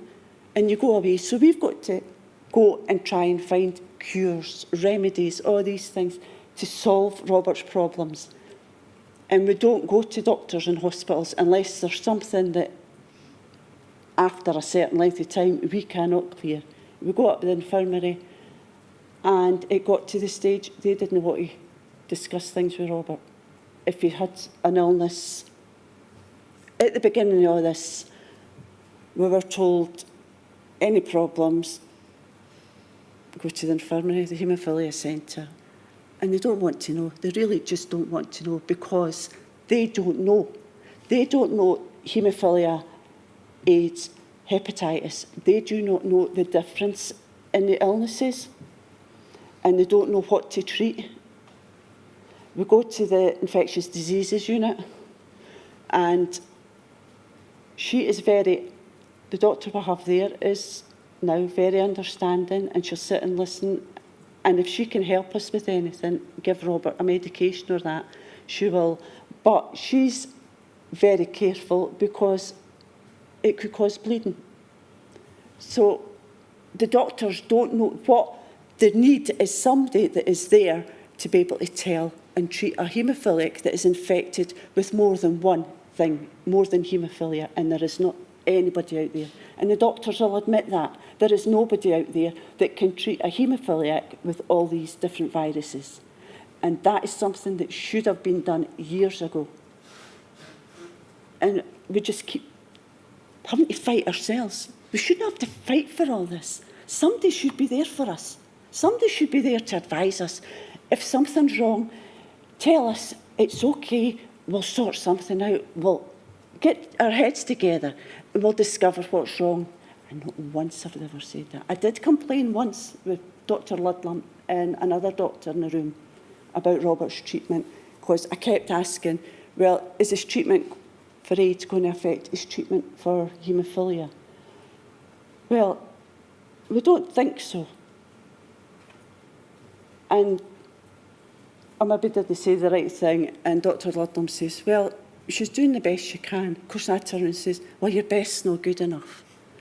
And he looks as if I'd said something that I shouldn't have. And I don't think the doctor was too kind to me after that, since every time I saw her after that, she wasn't really talking to me. They just don't get it. Honestly, they don't get it. They treat haemophiliacs not even as patients, not people. They just treat them as experiments. That's the way I look at it now. It doesn't matter what you go up for. And they take blood, and they take that much blood. They don't tell you what they're taking blood for. They have stored blood. Nobody ever told us that they stored blood. 20, 30 mils storage. What on earth are they doing with all this blood? Who's seen it? What are they using it for? It's just not right the way they're treating haemophiliacs as a whole. I'm not just talking about Robert. I'm talking about a whole group of the population that deserve to be treated better than they are. I'm sorry. I've got off your track. I'm sorry. That's all right. I'm really sorry. No, not at all. And in fact, you've covered some of the questions I was going to ask you later, so don't worry in the slightest. Can I take you back to life after you discovered that Robert had HIV in 1987 and the years that followed? Robert did not embark upon his dream job because he would have had to, he felt, tell his employer, and that would have been the end of it. Yeah. And you've put it this way in your witness statement: normal life stopped. And you began a life full of lies, deceit, secrecy, more secrecy and lies, and in a way, a life full of loneliness and isolation. Yeah. You've explained you tried to tell some members of the family and they didn't want to know. Mm-hmm. In 1988, you and Robert had your first encounter, this is how you put it in your statement, with full-blown AIDS when you saw a patient, someone that you knew, without mentioning any names. What can you tell us about that encounter? Robert and him were raised together. If you can call it that, they were in the hospitals together. They were really close friends. And this person was more scientific, if you want to put it that way. He used to read all these, if he got his hands on these research papers and that, and he used to read them. But this time when we went in, it was late at night. Robert went up to collect some stuff, and he heard somebody shouting. Of course, Robert, being Robert again, nosy, went in to check that everything was okay, because he recognised the voice. And this person saw Robert And he started screaming at him, shouting at him, "They've murdered us, Robert, they've murdered us. They've murdered us." And he was going really, he was in a really bad way. I can't even describe how bad he looked, which shocked me because I'd never actually seen anybody with AIDS. And the next thing was the staff come in, cut us off, literally threw us out of the hospital. But the old infirmary, there was a car park just down the foot of where the wards were. And we were getting in the car and he was still screaming and shouting. And that's the last we heard. And that friend died? Died just not long after, yeah. You, that was the first. It was the first but not the last of No. deaths amongst friends and family? No. And by 1996, you've described in your statement how it all became too much for Robert and he began to change in his behaviour and habits. Even before that, it really gradually got, if I think about it, but you learn to accept changes. And I always had this thing that he deserved anything he wanted, if you understand. Even if it was getting drunk or partying or whatever, he deserved it because he was not going to survive this. And he just got worse and worse. But what Robert's brain worked in a stupid way. After seeing all these people dying, after seeing the way it affected family, Robert decided one day that he was going to make sure everybody hated him. I mean, hated him. And that goes for our son as well. And Robert's reasoning was that if you hated him, you wouldn't miss him when he died. But now, because he was on his feet again, shall we say, after 2000, he regrets it. We can never get it back. My son now understands because he didn't know. We didn't tell him. Maybe we should have, but we didn't tell him. What did you tell your son? We didn't tell him till he was 18. Before that, we used to say, your dad was ill, and then it got that bad. I had to go to the school to say something. So I said it was cancer.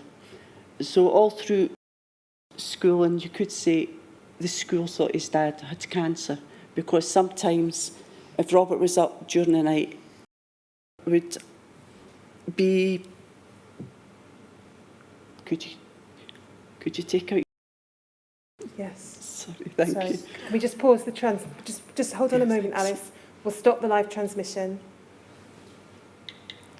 Can you? Don't worry, so it won't go out. Thank you. And we'll just wait a moment and then I'll be told when we're ready to start again.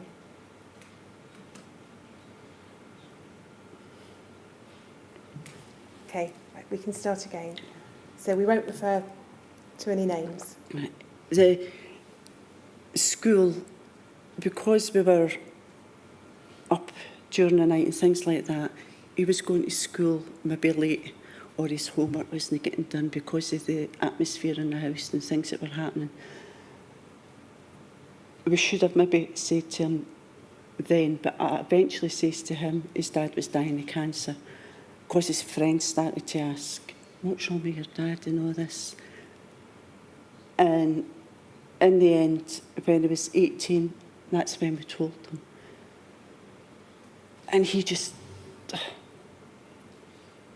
I don't know if he was hurt at us not telling him or what, but what I says to him at the time as well was, it's up to you if you tell your friends, because we know the difficulties that we had.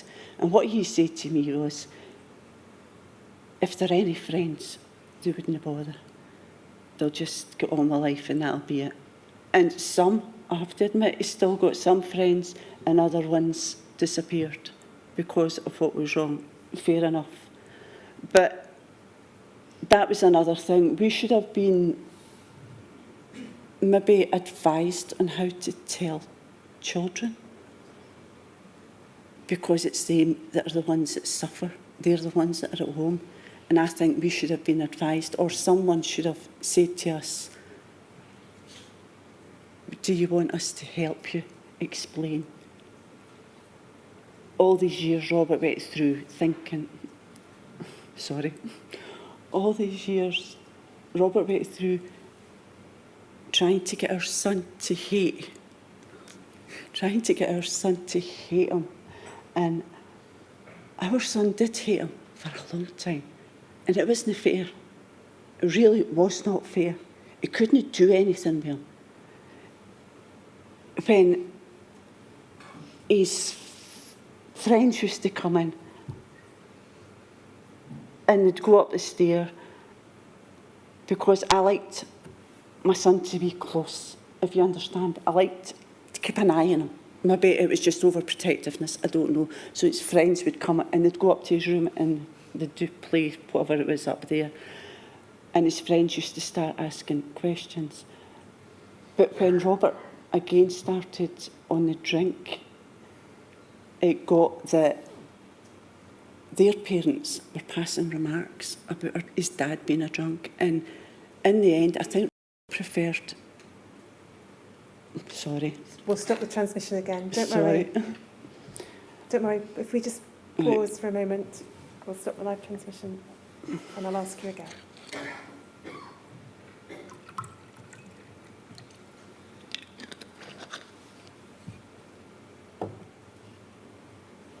Okay. So you're telling us about the impact upon the relationship between your husband and your son. Don't worry. We'll just stop it again. It's no problem at all. Okay, we'll stop the live transmission.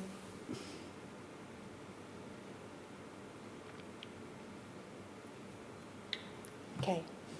So your son... My son actually preferred going to his friend's house rather than stay in our house because of the way things were. I tried to keep it calm. I tried to do things, but when he was at his friend's house, he would hear his friend's parents talk about a drunk. Yeah, Robert drank. I knew why he was drinking. I knew it was his coping mechanism. I knew what he was doing, but nobody else did. And walking along the street, people would, oh, she's the one that's married to. And I just thought, I've had enough of this. You just can only take so much. And there came a time when you stopped opening the front door to people? I don't, no, even now, I don't answer telephones, I don't open up the doors, I don't have any friends. I actually had to stop having friends in 87. When I say it became a life of lies and deceit and whatnot, that it was the three of us, right? I mean, it was the three of us. I had no friends, because how can you talk? You can't keep telling the same lie, because lies always come out, if you understand what I'm saying. As for family, I stopped visiting them because I couldn't lie to my family. So I just stopped. And my family is a big family as well, and we were close. And I say the word were because not anymore. Robert's family, Robert made them hate him so much, they stopped visiting. Now, they're the people that always says to me, if at any time you need us, we'll be here. If Robert gets it, we'll be here. But as soon as Robert started, because the way Robert ended up, everybody disappeared. His family all disappeared. And it is a life of loneliness. I didn't answer the door. I don't answer the phone. You'll find in Robert's medical records, I tried to phone Robert, but there's no answer. I told these doctors lots of times not to phone because they'll not get an answer. But what they put down is, because there's no answer, we're out enjoying ourselves. And that was the words from one of them. I used to get up in the morning, go up to the shop and come back. And that has been my life for the past 30 years. I know Robert's spoken out and things like that, but me, I'm still not there. I've still got no cameras on me. Yeah, I'll talk, but I still cannot stand in front of somebody and say, yeah, Robert is such and such. I still cannot do that. I don't know if it's because I've lived with it for so long, the way I've lived with it, or because, as you can see, I get very angry, or because I'm still frightened. Robert's physical health and mental health over the years deteriorated to the extent that, again, as I understand it from your statements, Alice, he effectively now requires 24-hour care, Yeah. which you give him. Mm-hmm. He can't be left alone because he has panic attacks Mm-hmm. or outbursts of anger. And you panic too, you get anxious, you don't like being in noisy places. Mm-hmm. And you took the decision after the January 1987 meeting not to try to have any more children.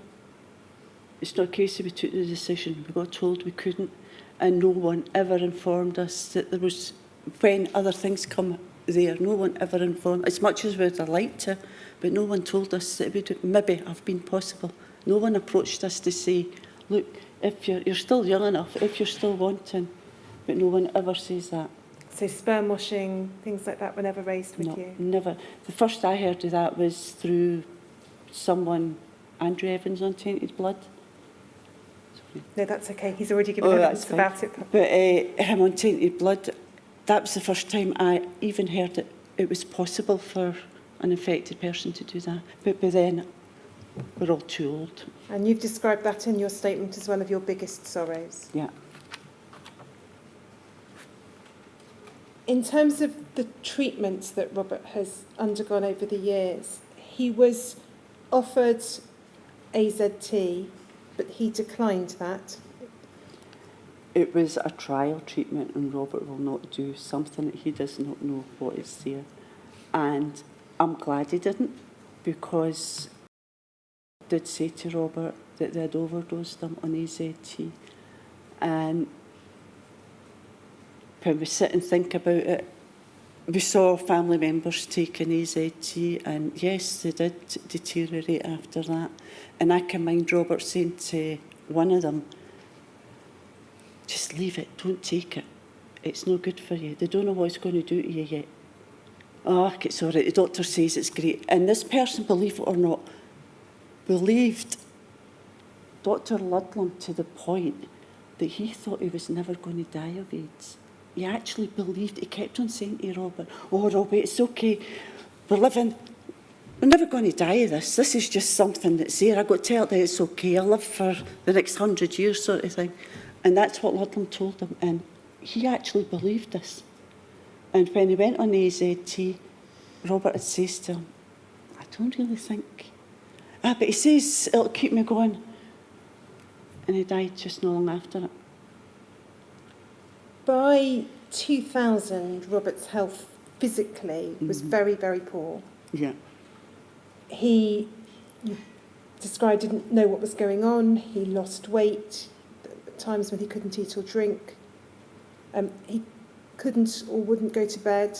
He would sit in the chair for prolonged periods. He sat in a chair for maybe 2 years. He started sitting sort of in a comfy chair in the living room, and then for some unknown reason he got up and he went in the kitchen and he sat at the dining table and he sat there and he was like that. That's all he done. Never moved all day. And that was Robert's life for about 2 years. And it wasn't until we eventually, I don't know if you're coming to it, but we eventually met. But one of the reasons Robert wouldn't take treatment was, one, they were all dying, right? Two, he didn't trust the doctors enough. Because if you look at the way things were going, right, they're giving these people medications, but they're dying. So what was the point? It's just trial treatments. And Robert's not one for volunteering, shall we say, if you don't know what works and what doesn't work. We were also told we would be treated at the infirmary for everything. I don't understand that. That he said, that Ludlam says we would be treated at the infirmary for everything. But because it was so late, Robert, technically, Ludlam's cohort had died, right, apart from 3. Ludlam's cohort had died by the time Robert got seriously ill. And Robert was told he would have to go to the Western Infectious Diseases Unit in the Western. And he refused, because of the place. He knew what the place was like. And in the end, they got to see him at the infirmary.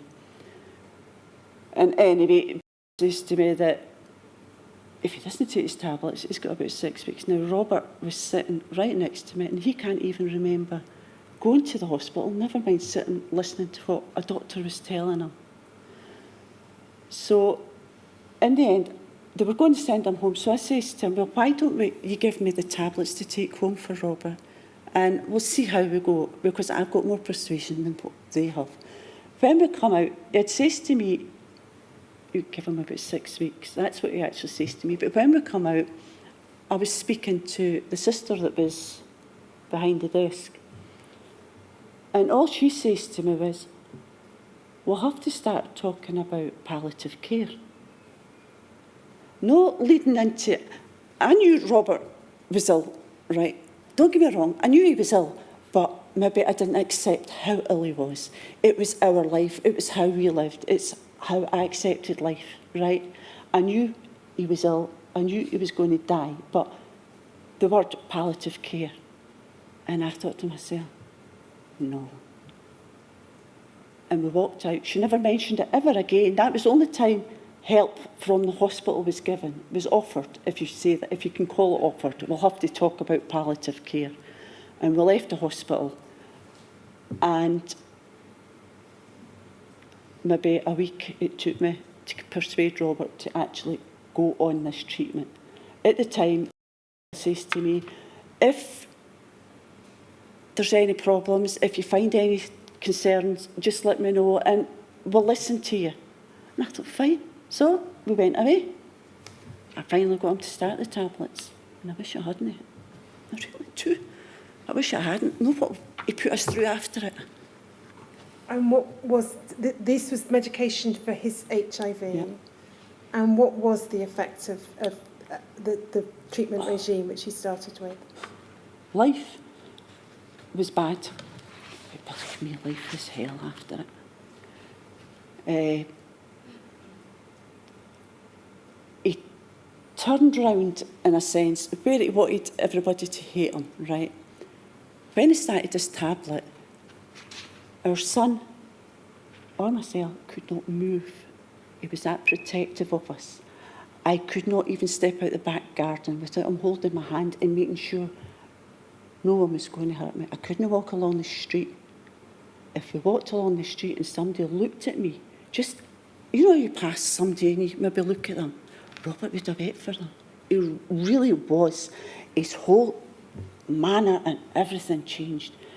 He was, when I say aggressive, he was bad enough before because he was ill and that, but when I say aggressive, Robert was aggressive. He started, because he was starting to feel a bit better, he started fishing again. And his friends, by now, Robert was lucky, his friend, he still had friends, fishing friends, right? But his friends didn't understand him, but they accepted him for the way he was. And he was up fishing one day, and this man come and parked his car in front of a farmer's gate. Robert just about went, his friends had to actually keep him back. Only because the man parked in the wrong place, but he shouldn't have been there. Robert would have killed him. I'm not joking you when I say he would have killed him. He had that much anger. I can't even say it wasn't even anger. Anyway, he changed just like that. No one, and I mean no one, could speak to him. And I says to about this, No.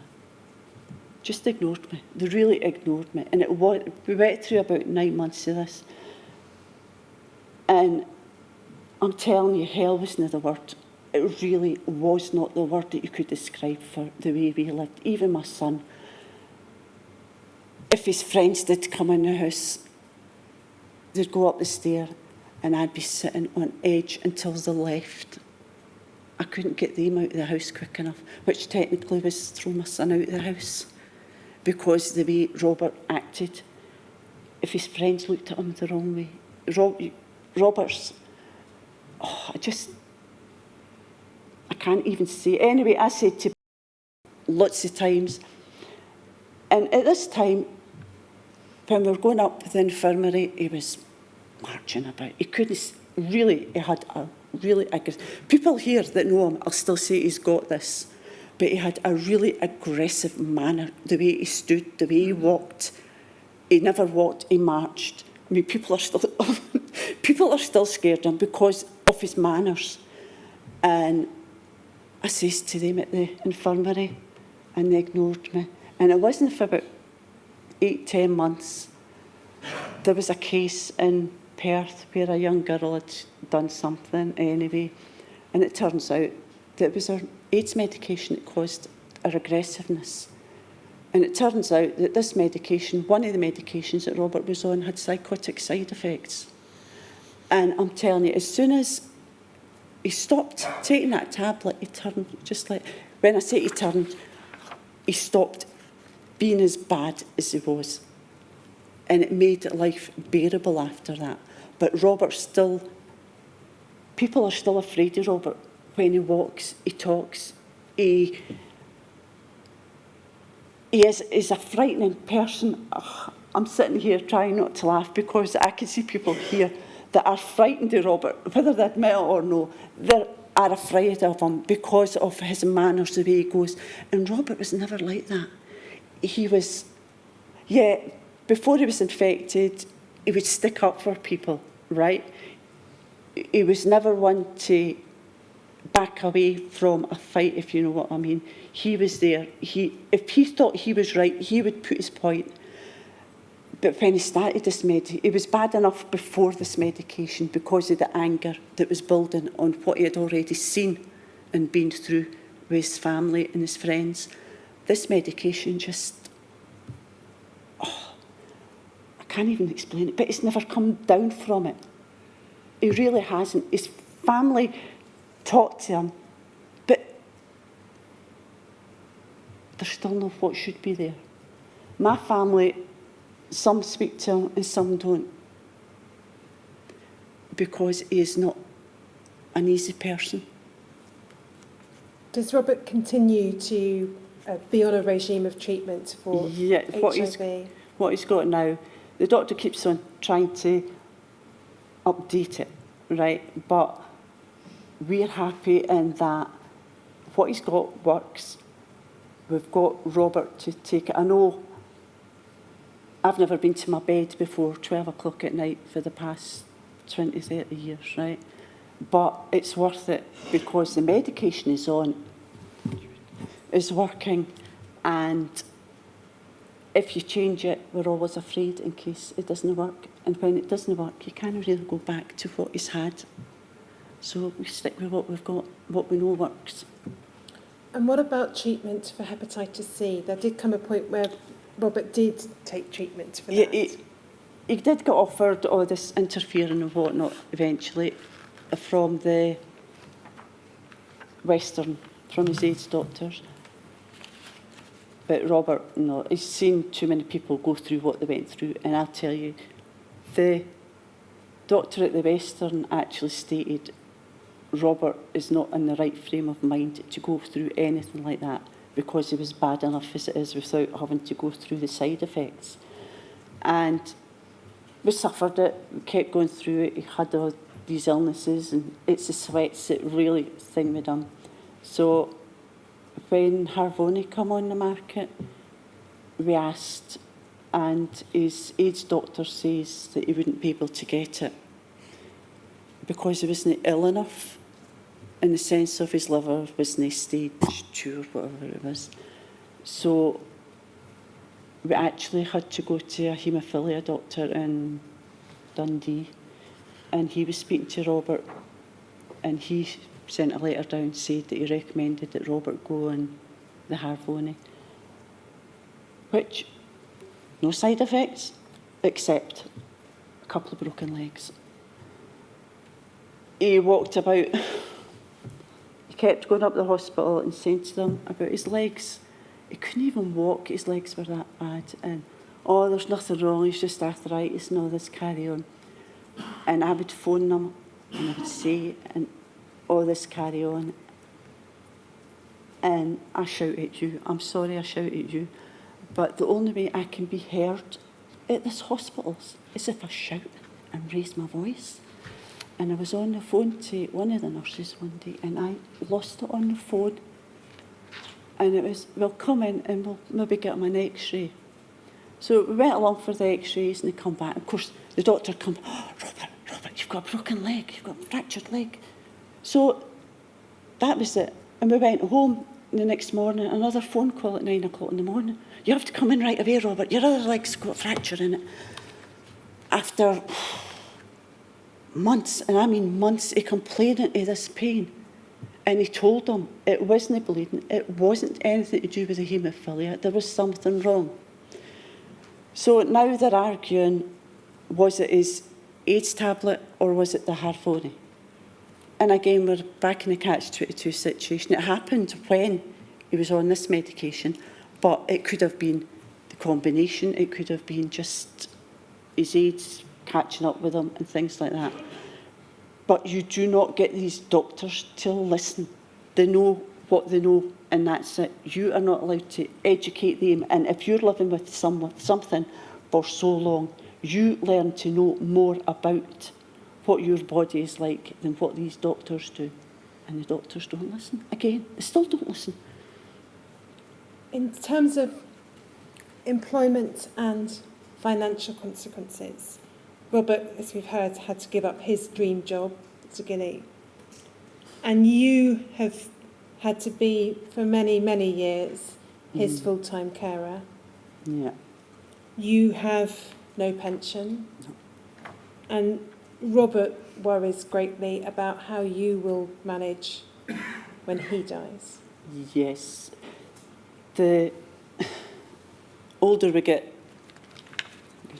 the worse it gets in the sense of a pension. Because even if Robert, the government keeps changing retirement ages, right? And every time I just about reach a retirement age, they jump it up. So all Robert sees is me working from the time, if he's not here anymore, to when I'm able to retire for a start. And nowadays I have no qualifications that would do anything like that.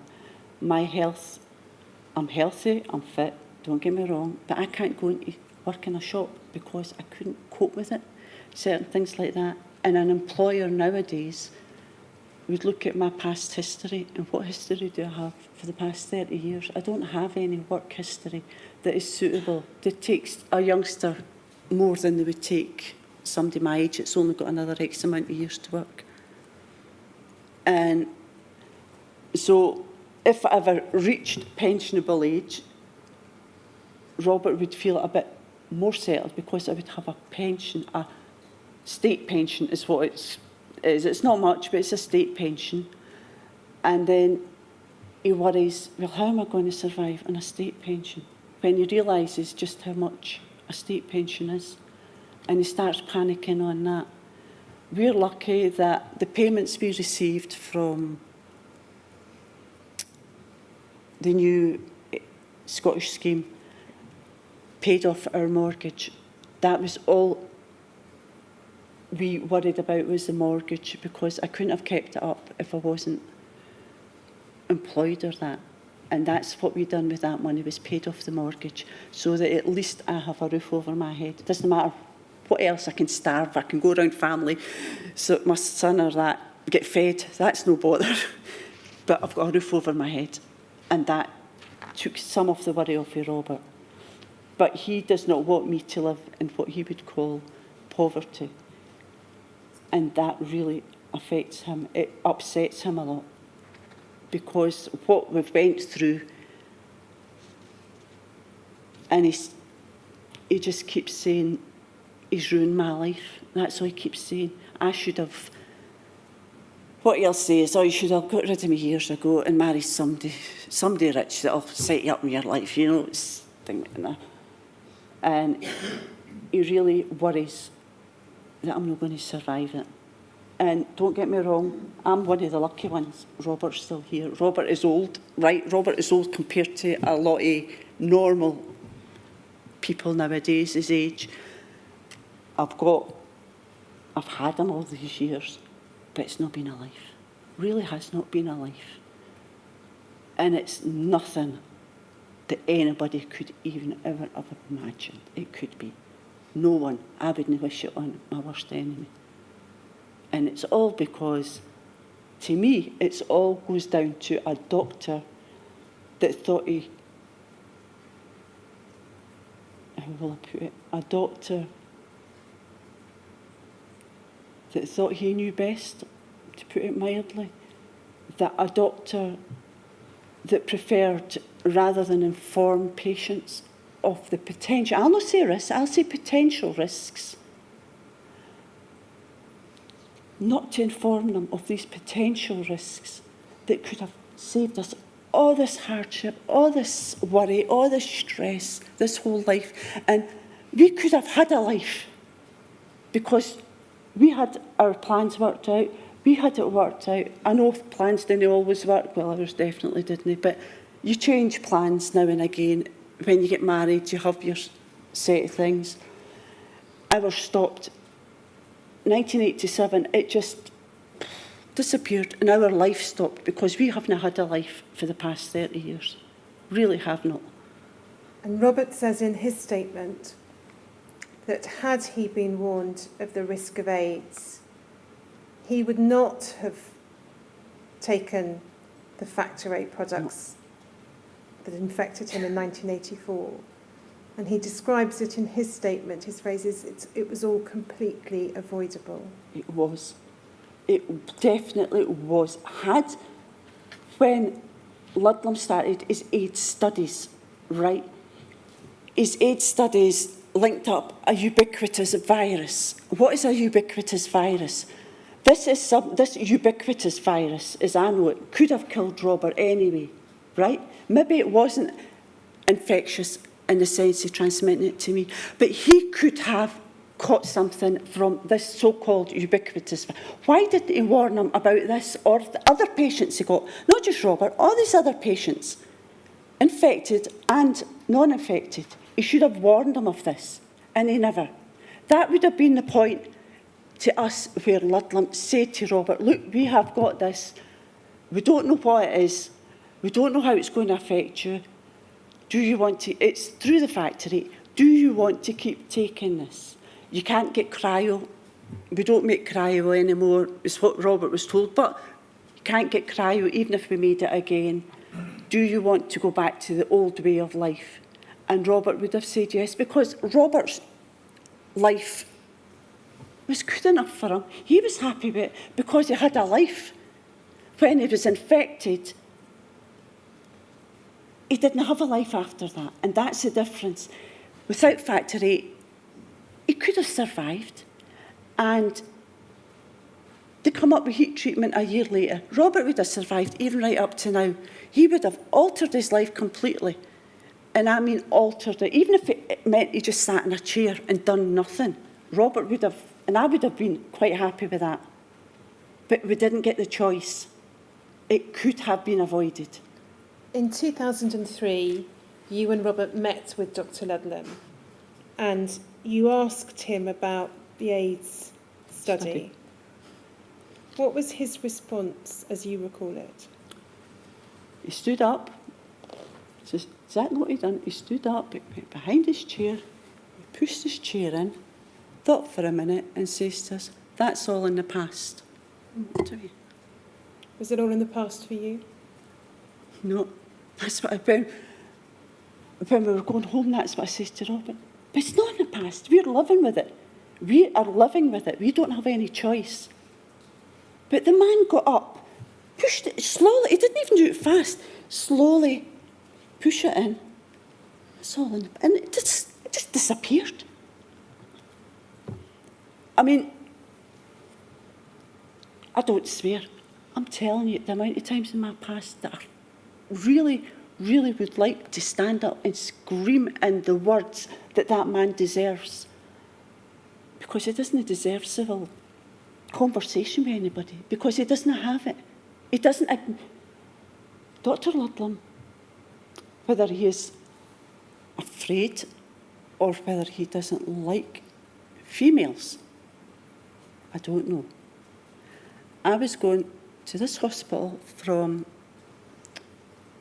April, May 1982. I could put it down because it's when my son was born, right? I wasn't working and I went with Robert to the hospital. And that man never acknowledged me. I could sit in that room in a corner and he didn't even know I was there. And I used to sit and listen to everything. That's why I know everything that's going on. I used to sit and listen. And I would leave the room, and he still wouldn't even acknowledge that I was there. And it got to a point, there was his GMC and whatnot. I don't know if I can mention that, but anyway, it got to the point of that. And I'd had enough one day, and I says to him, look, why do you never acknowledge me? Why do you never call me by my name? Even if it's Mrs. Mackie, I wouldn't mind. And he gave a smile, and the next time I saw him, it was, hello, Alice. And that's the only other time he's called me my name. The man, as I say, whether he's afraid of females, because there is some people that don't like talking to females about certain things, or whether he doesn't like them, or whether it's just his attitude, because his attitude to me isn't good.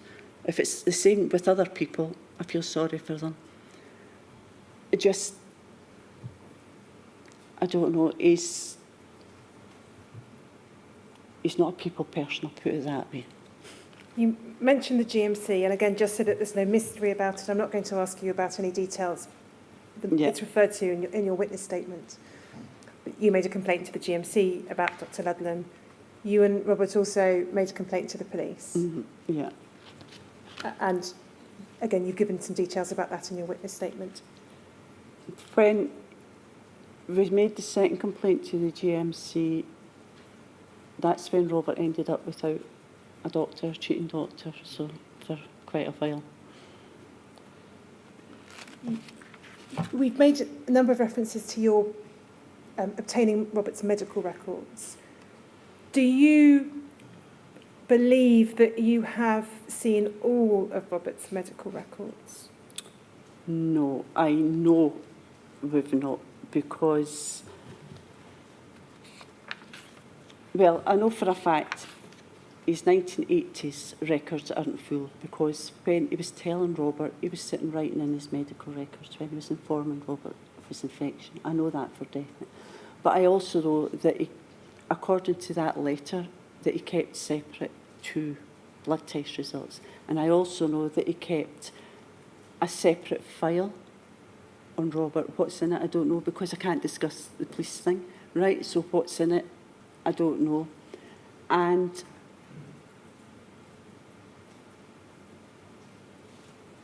where was I was asking you about what you think might be missing from Robert's medical records. Yeah, I don't understand how someone can do research, and I'm talking about research for 20 odd years, and not have records.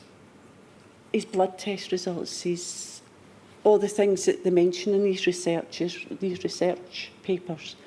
Where's all this information? Where's it coming from? So it must be out of Robert's medical records and somewhere else for him to be able to research, if you understand what I'm saying. You can't research on something that there's no information on. If that's clear enough, is it? You understand what I'm saying? And in terms of the meeting you had in 1987 with Dr. Ludlam, where you were given the information about Robert's diagnosis.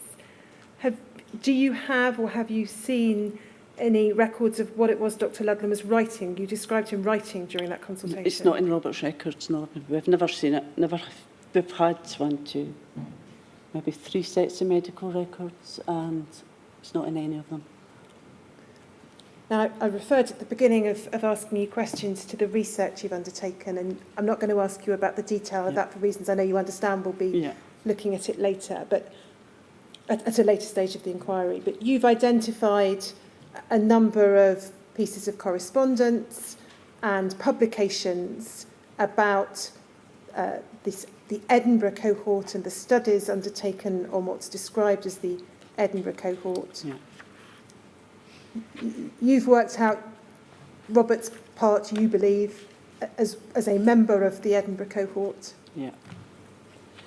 And amongst other matters, you've identified applications for an ethics approval in relation to a study which talks about obtaining informed consent from patients for their participation in that study, and talks about patients being given information about the study. As far as you understand from yours and Robert's many dealings over the years with the hospital and with the doctors, was Robert ever asked for his consent to participate in any AIDS study? No. And what we can't understand is the ethics, the one that we've seen, right? How can Robert have agreed to this if he didn't know he was infected? I don't understand how he can agree to research being carried out on him for having AIDS if he didn't know he had it.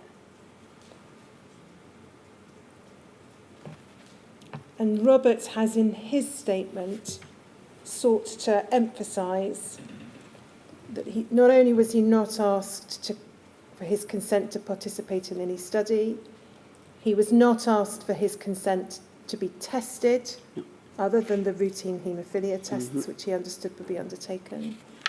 He was not informed of the outcome of any tests, except to the extent that you and he have described in your statements. He did not consent to stored samples being given to any other person in relation to research. Stored samples?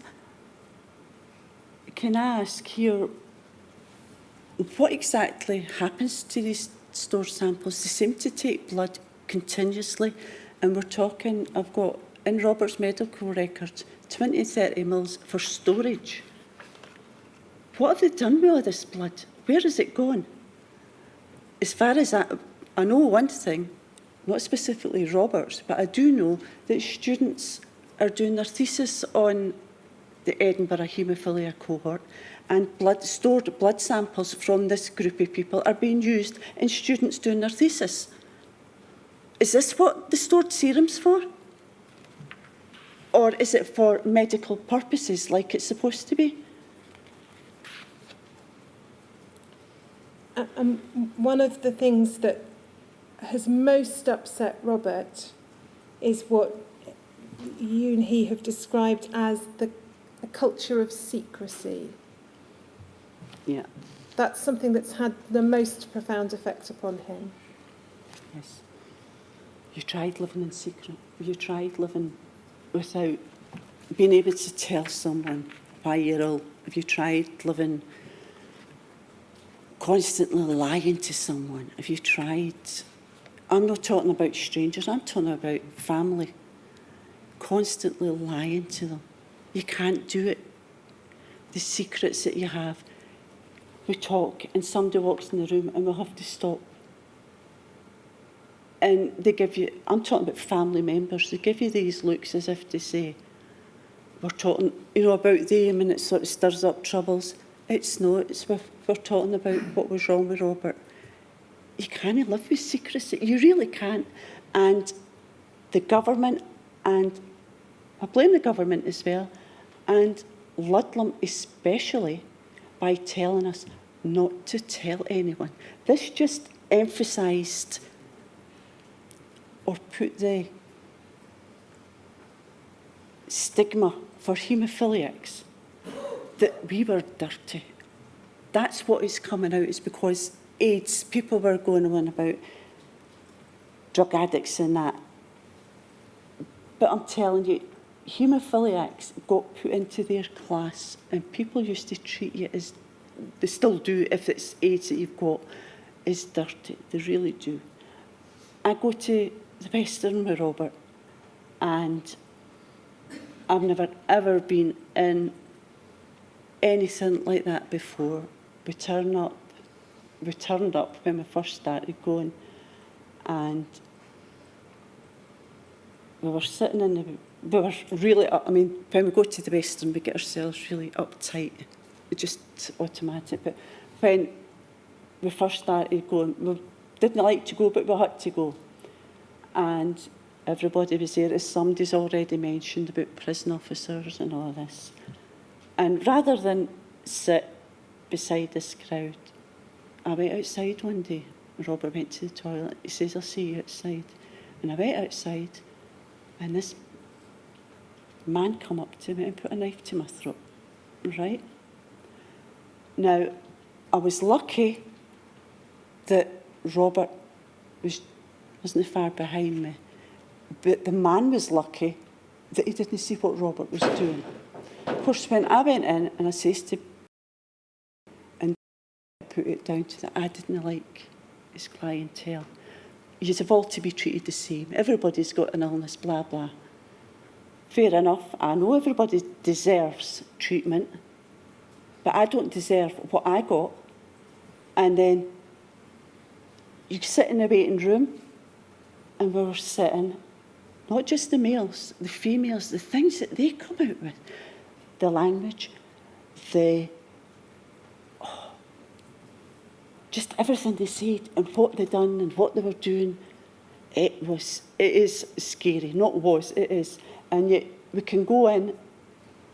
would go in and there'd be people sitting, and I have to say here, it was the homosexual side, right, community, and they would sit down and would talk, and that is where we learn, believe it or not, that's where we learned a lot of things and how the treatments reacted and all this, and they were really, really friendly.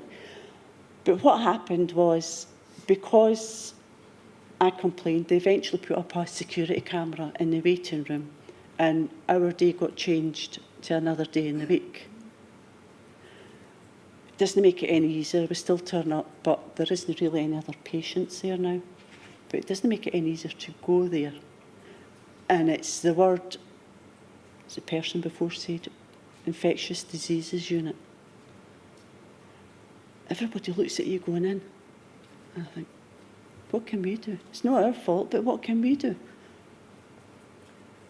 Alice, before I ask you if you've got anything you want to add, I just want to read one bit from Robert's statement, because he says this in his statement. I want the following to be recognised, as it's very important to me. The worst and saddest thing that this disaster has brought to me is that my wife has given up so much and made the ultimate sacrifices in her life. She has given up her right to have children and her career. She has perhaps not suffered physically, but has definitely suffered mentally, not only by having to watch her haemophiliac family and friends die a most horrific death, but now she has to watch me suffer the same fate. Even after my wife has made all these sacrifices, she is still with me after all these years. This, most of all to me, is the ultimate sacrifice. And that's one thing Robert wanted expressly to have recognised in his written statement about you. Alice, I don't have any further questions for you, but what, if anything, would you like to add?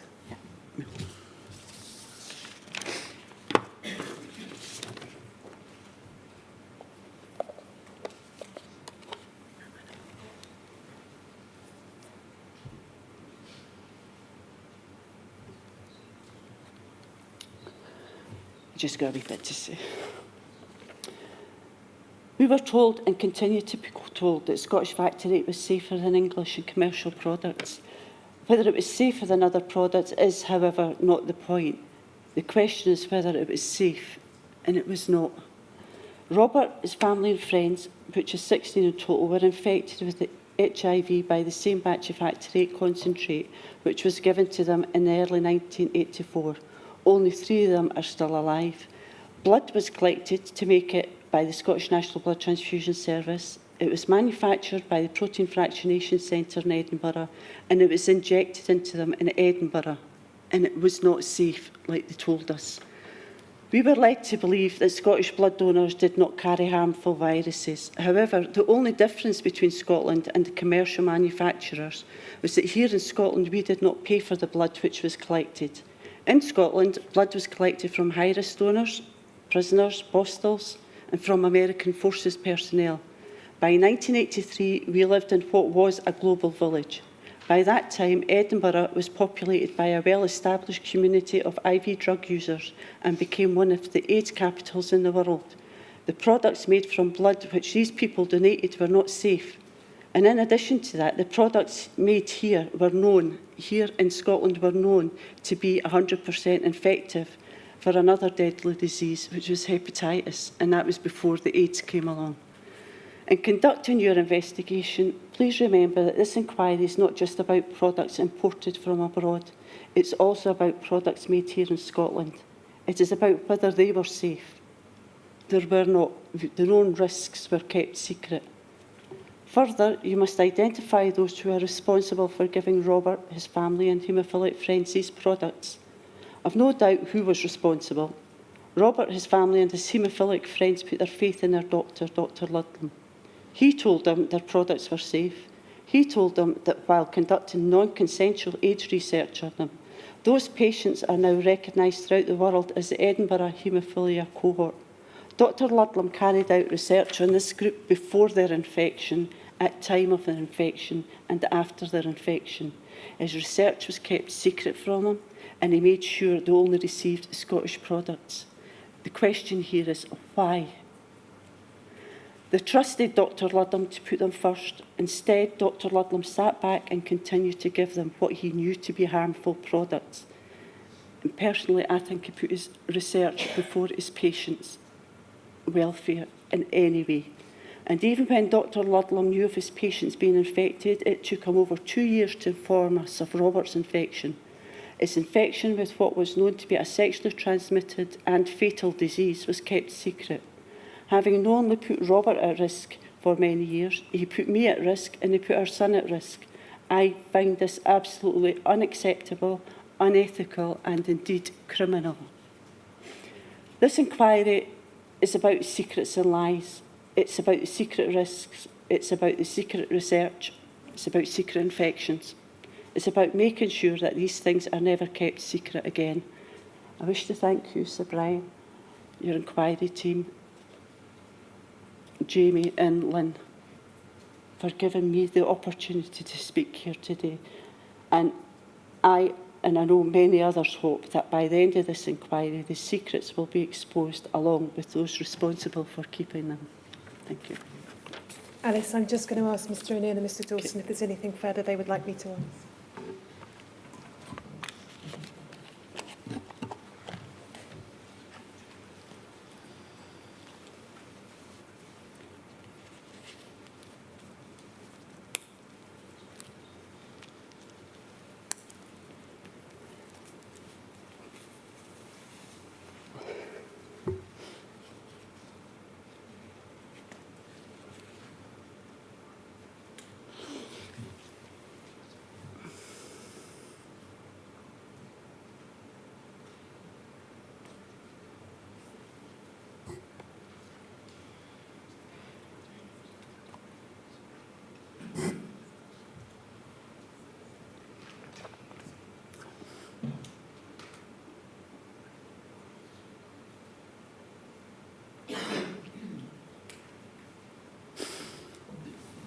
Alice, there's just a small number of matters that I'm asked to raise with you. The first is in relation to your understanding of Dr. Ludlam's background and primary interests when he was engaged to take over as a director of the haemophilia centre in Edinburgh. Yeah. Well, Robert was friendly with doctors. Do you know, going up the hospitals and that, doctors and patients were quite close.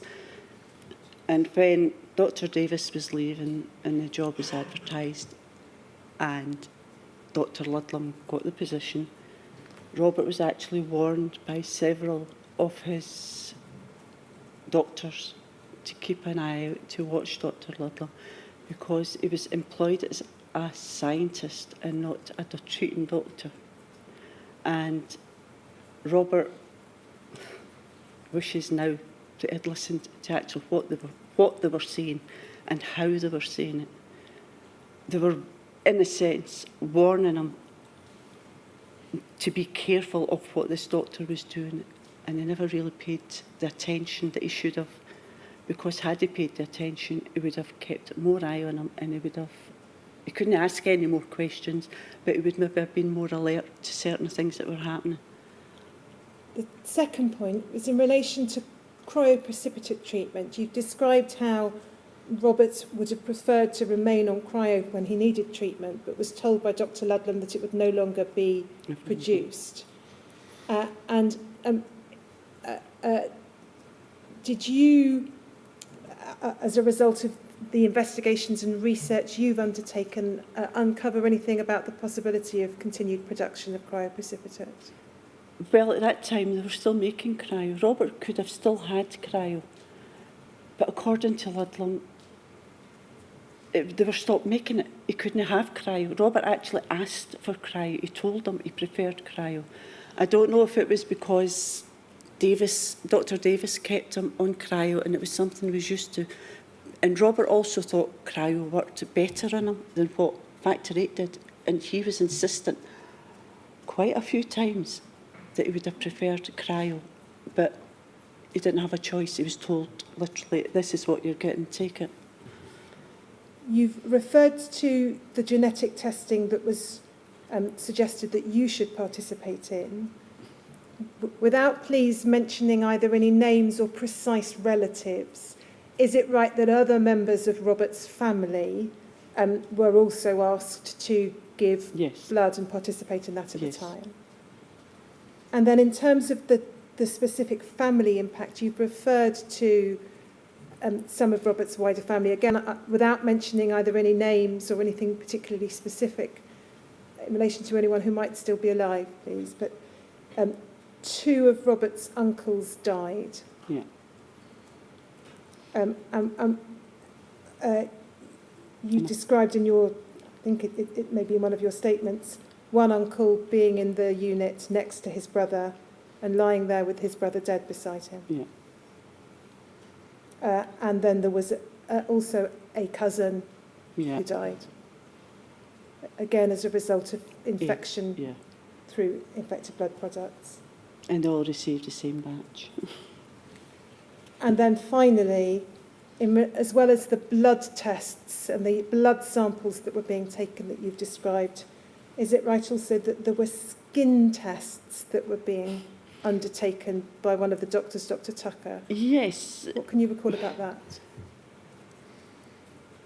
Dr. Tucker says to Robert, this was 83, 84, that time period. And Dr. Tucker was doing it with quite a few patients, but he says to Robert, for a skin test for sort of just viruses, infections, not viruses, but infections. You know your BCG thing, you know how they stamp you with these wee needles on your arm first and see if anything comes up.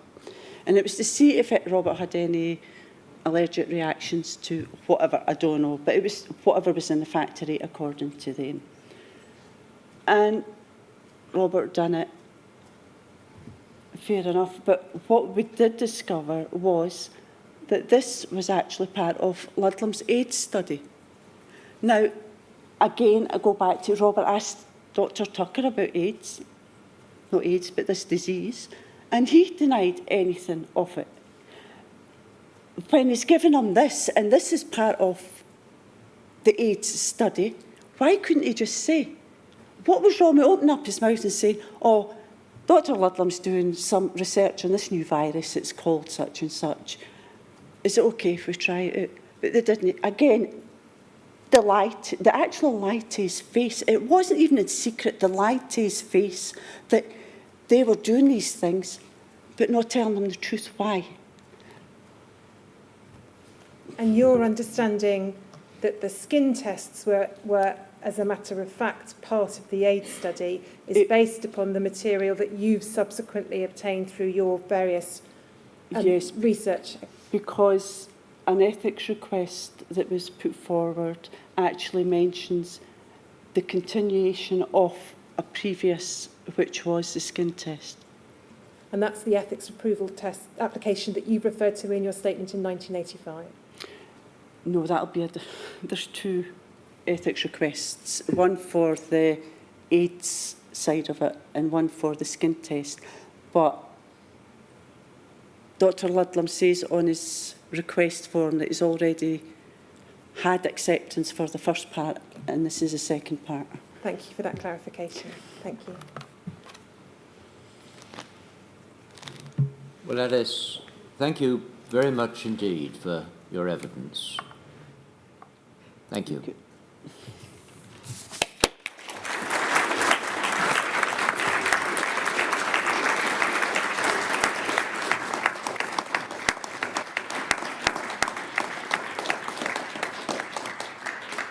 Well, we'll take a break for lunch till just after 2:30, back at 3:25. Thank you, So sir. 3:25.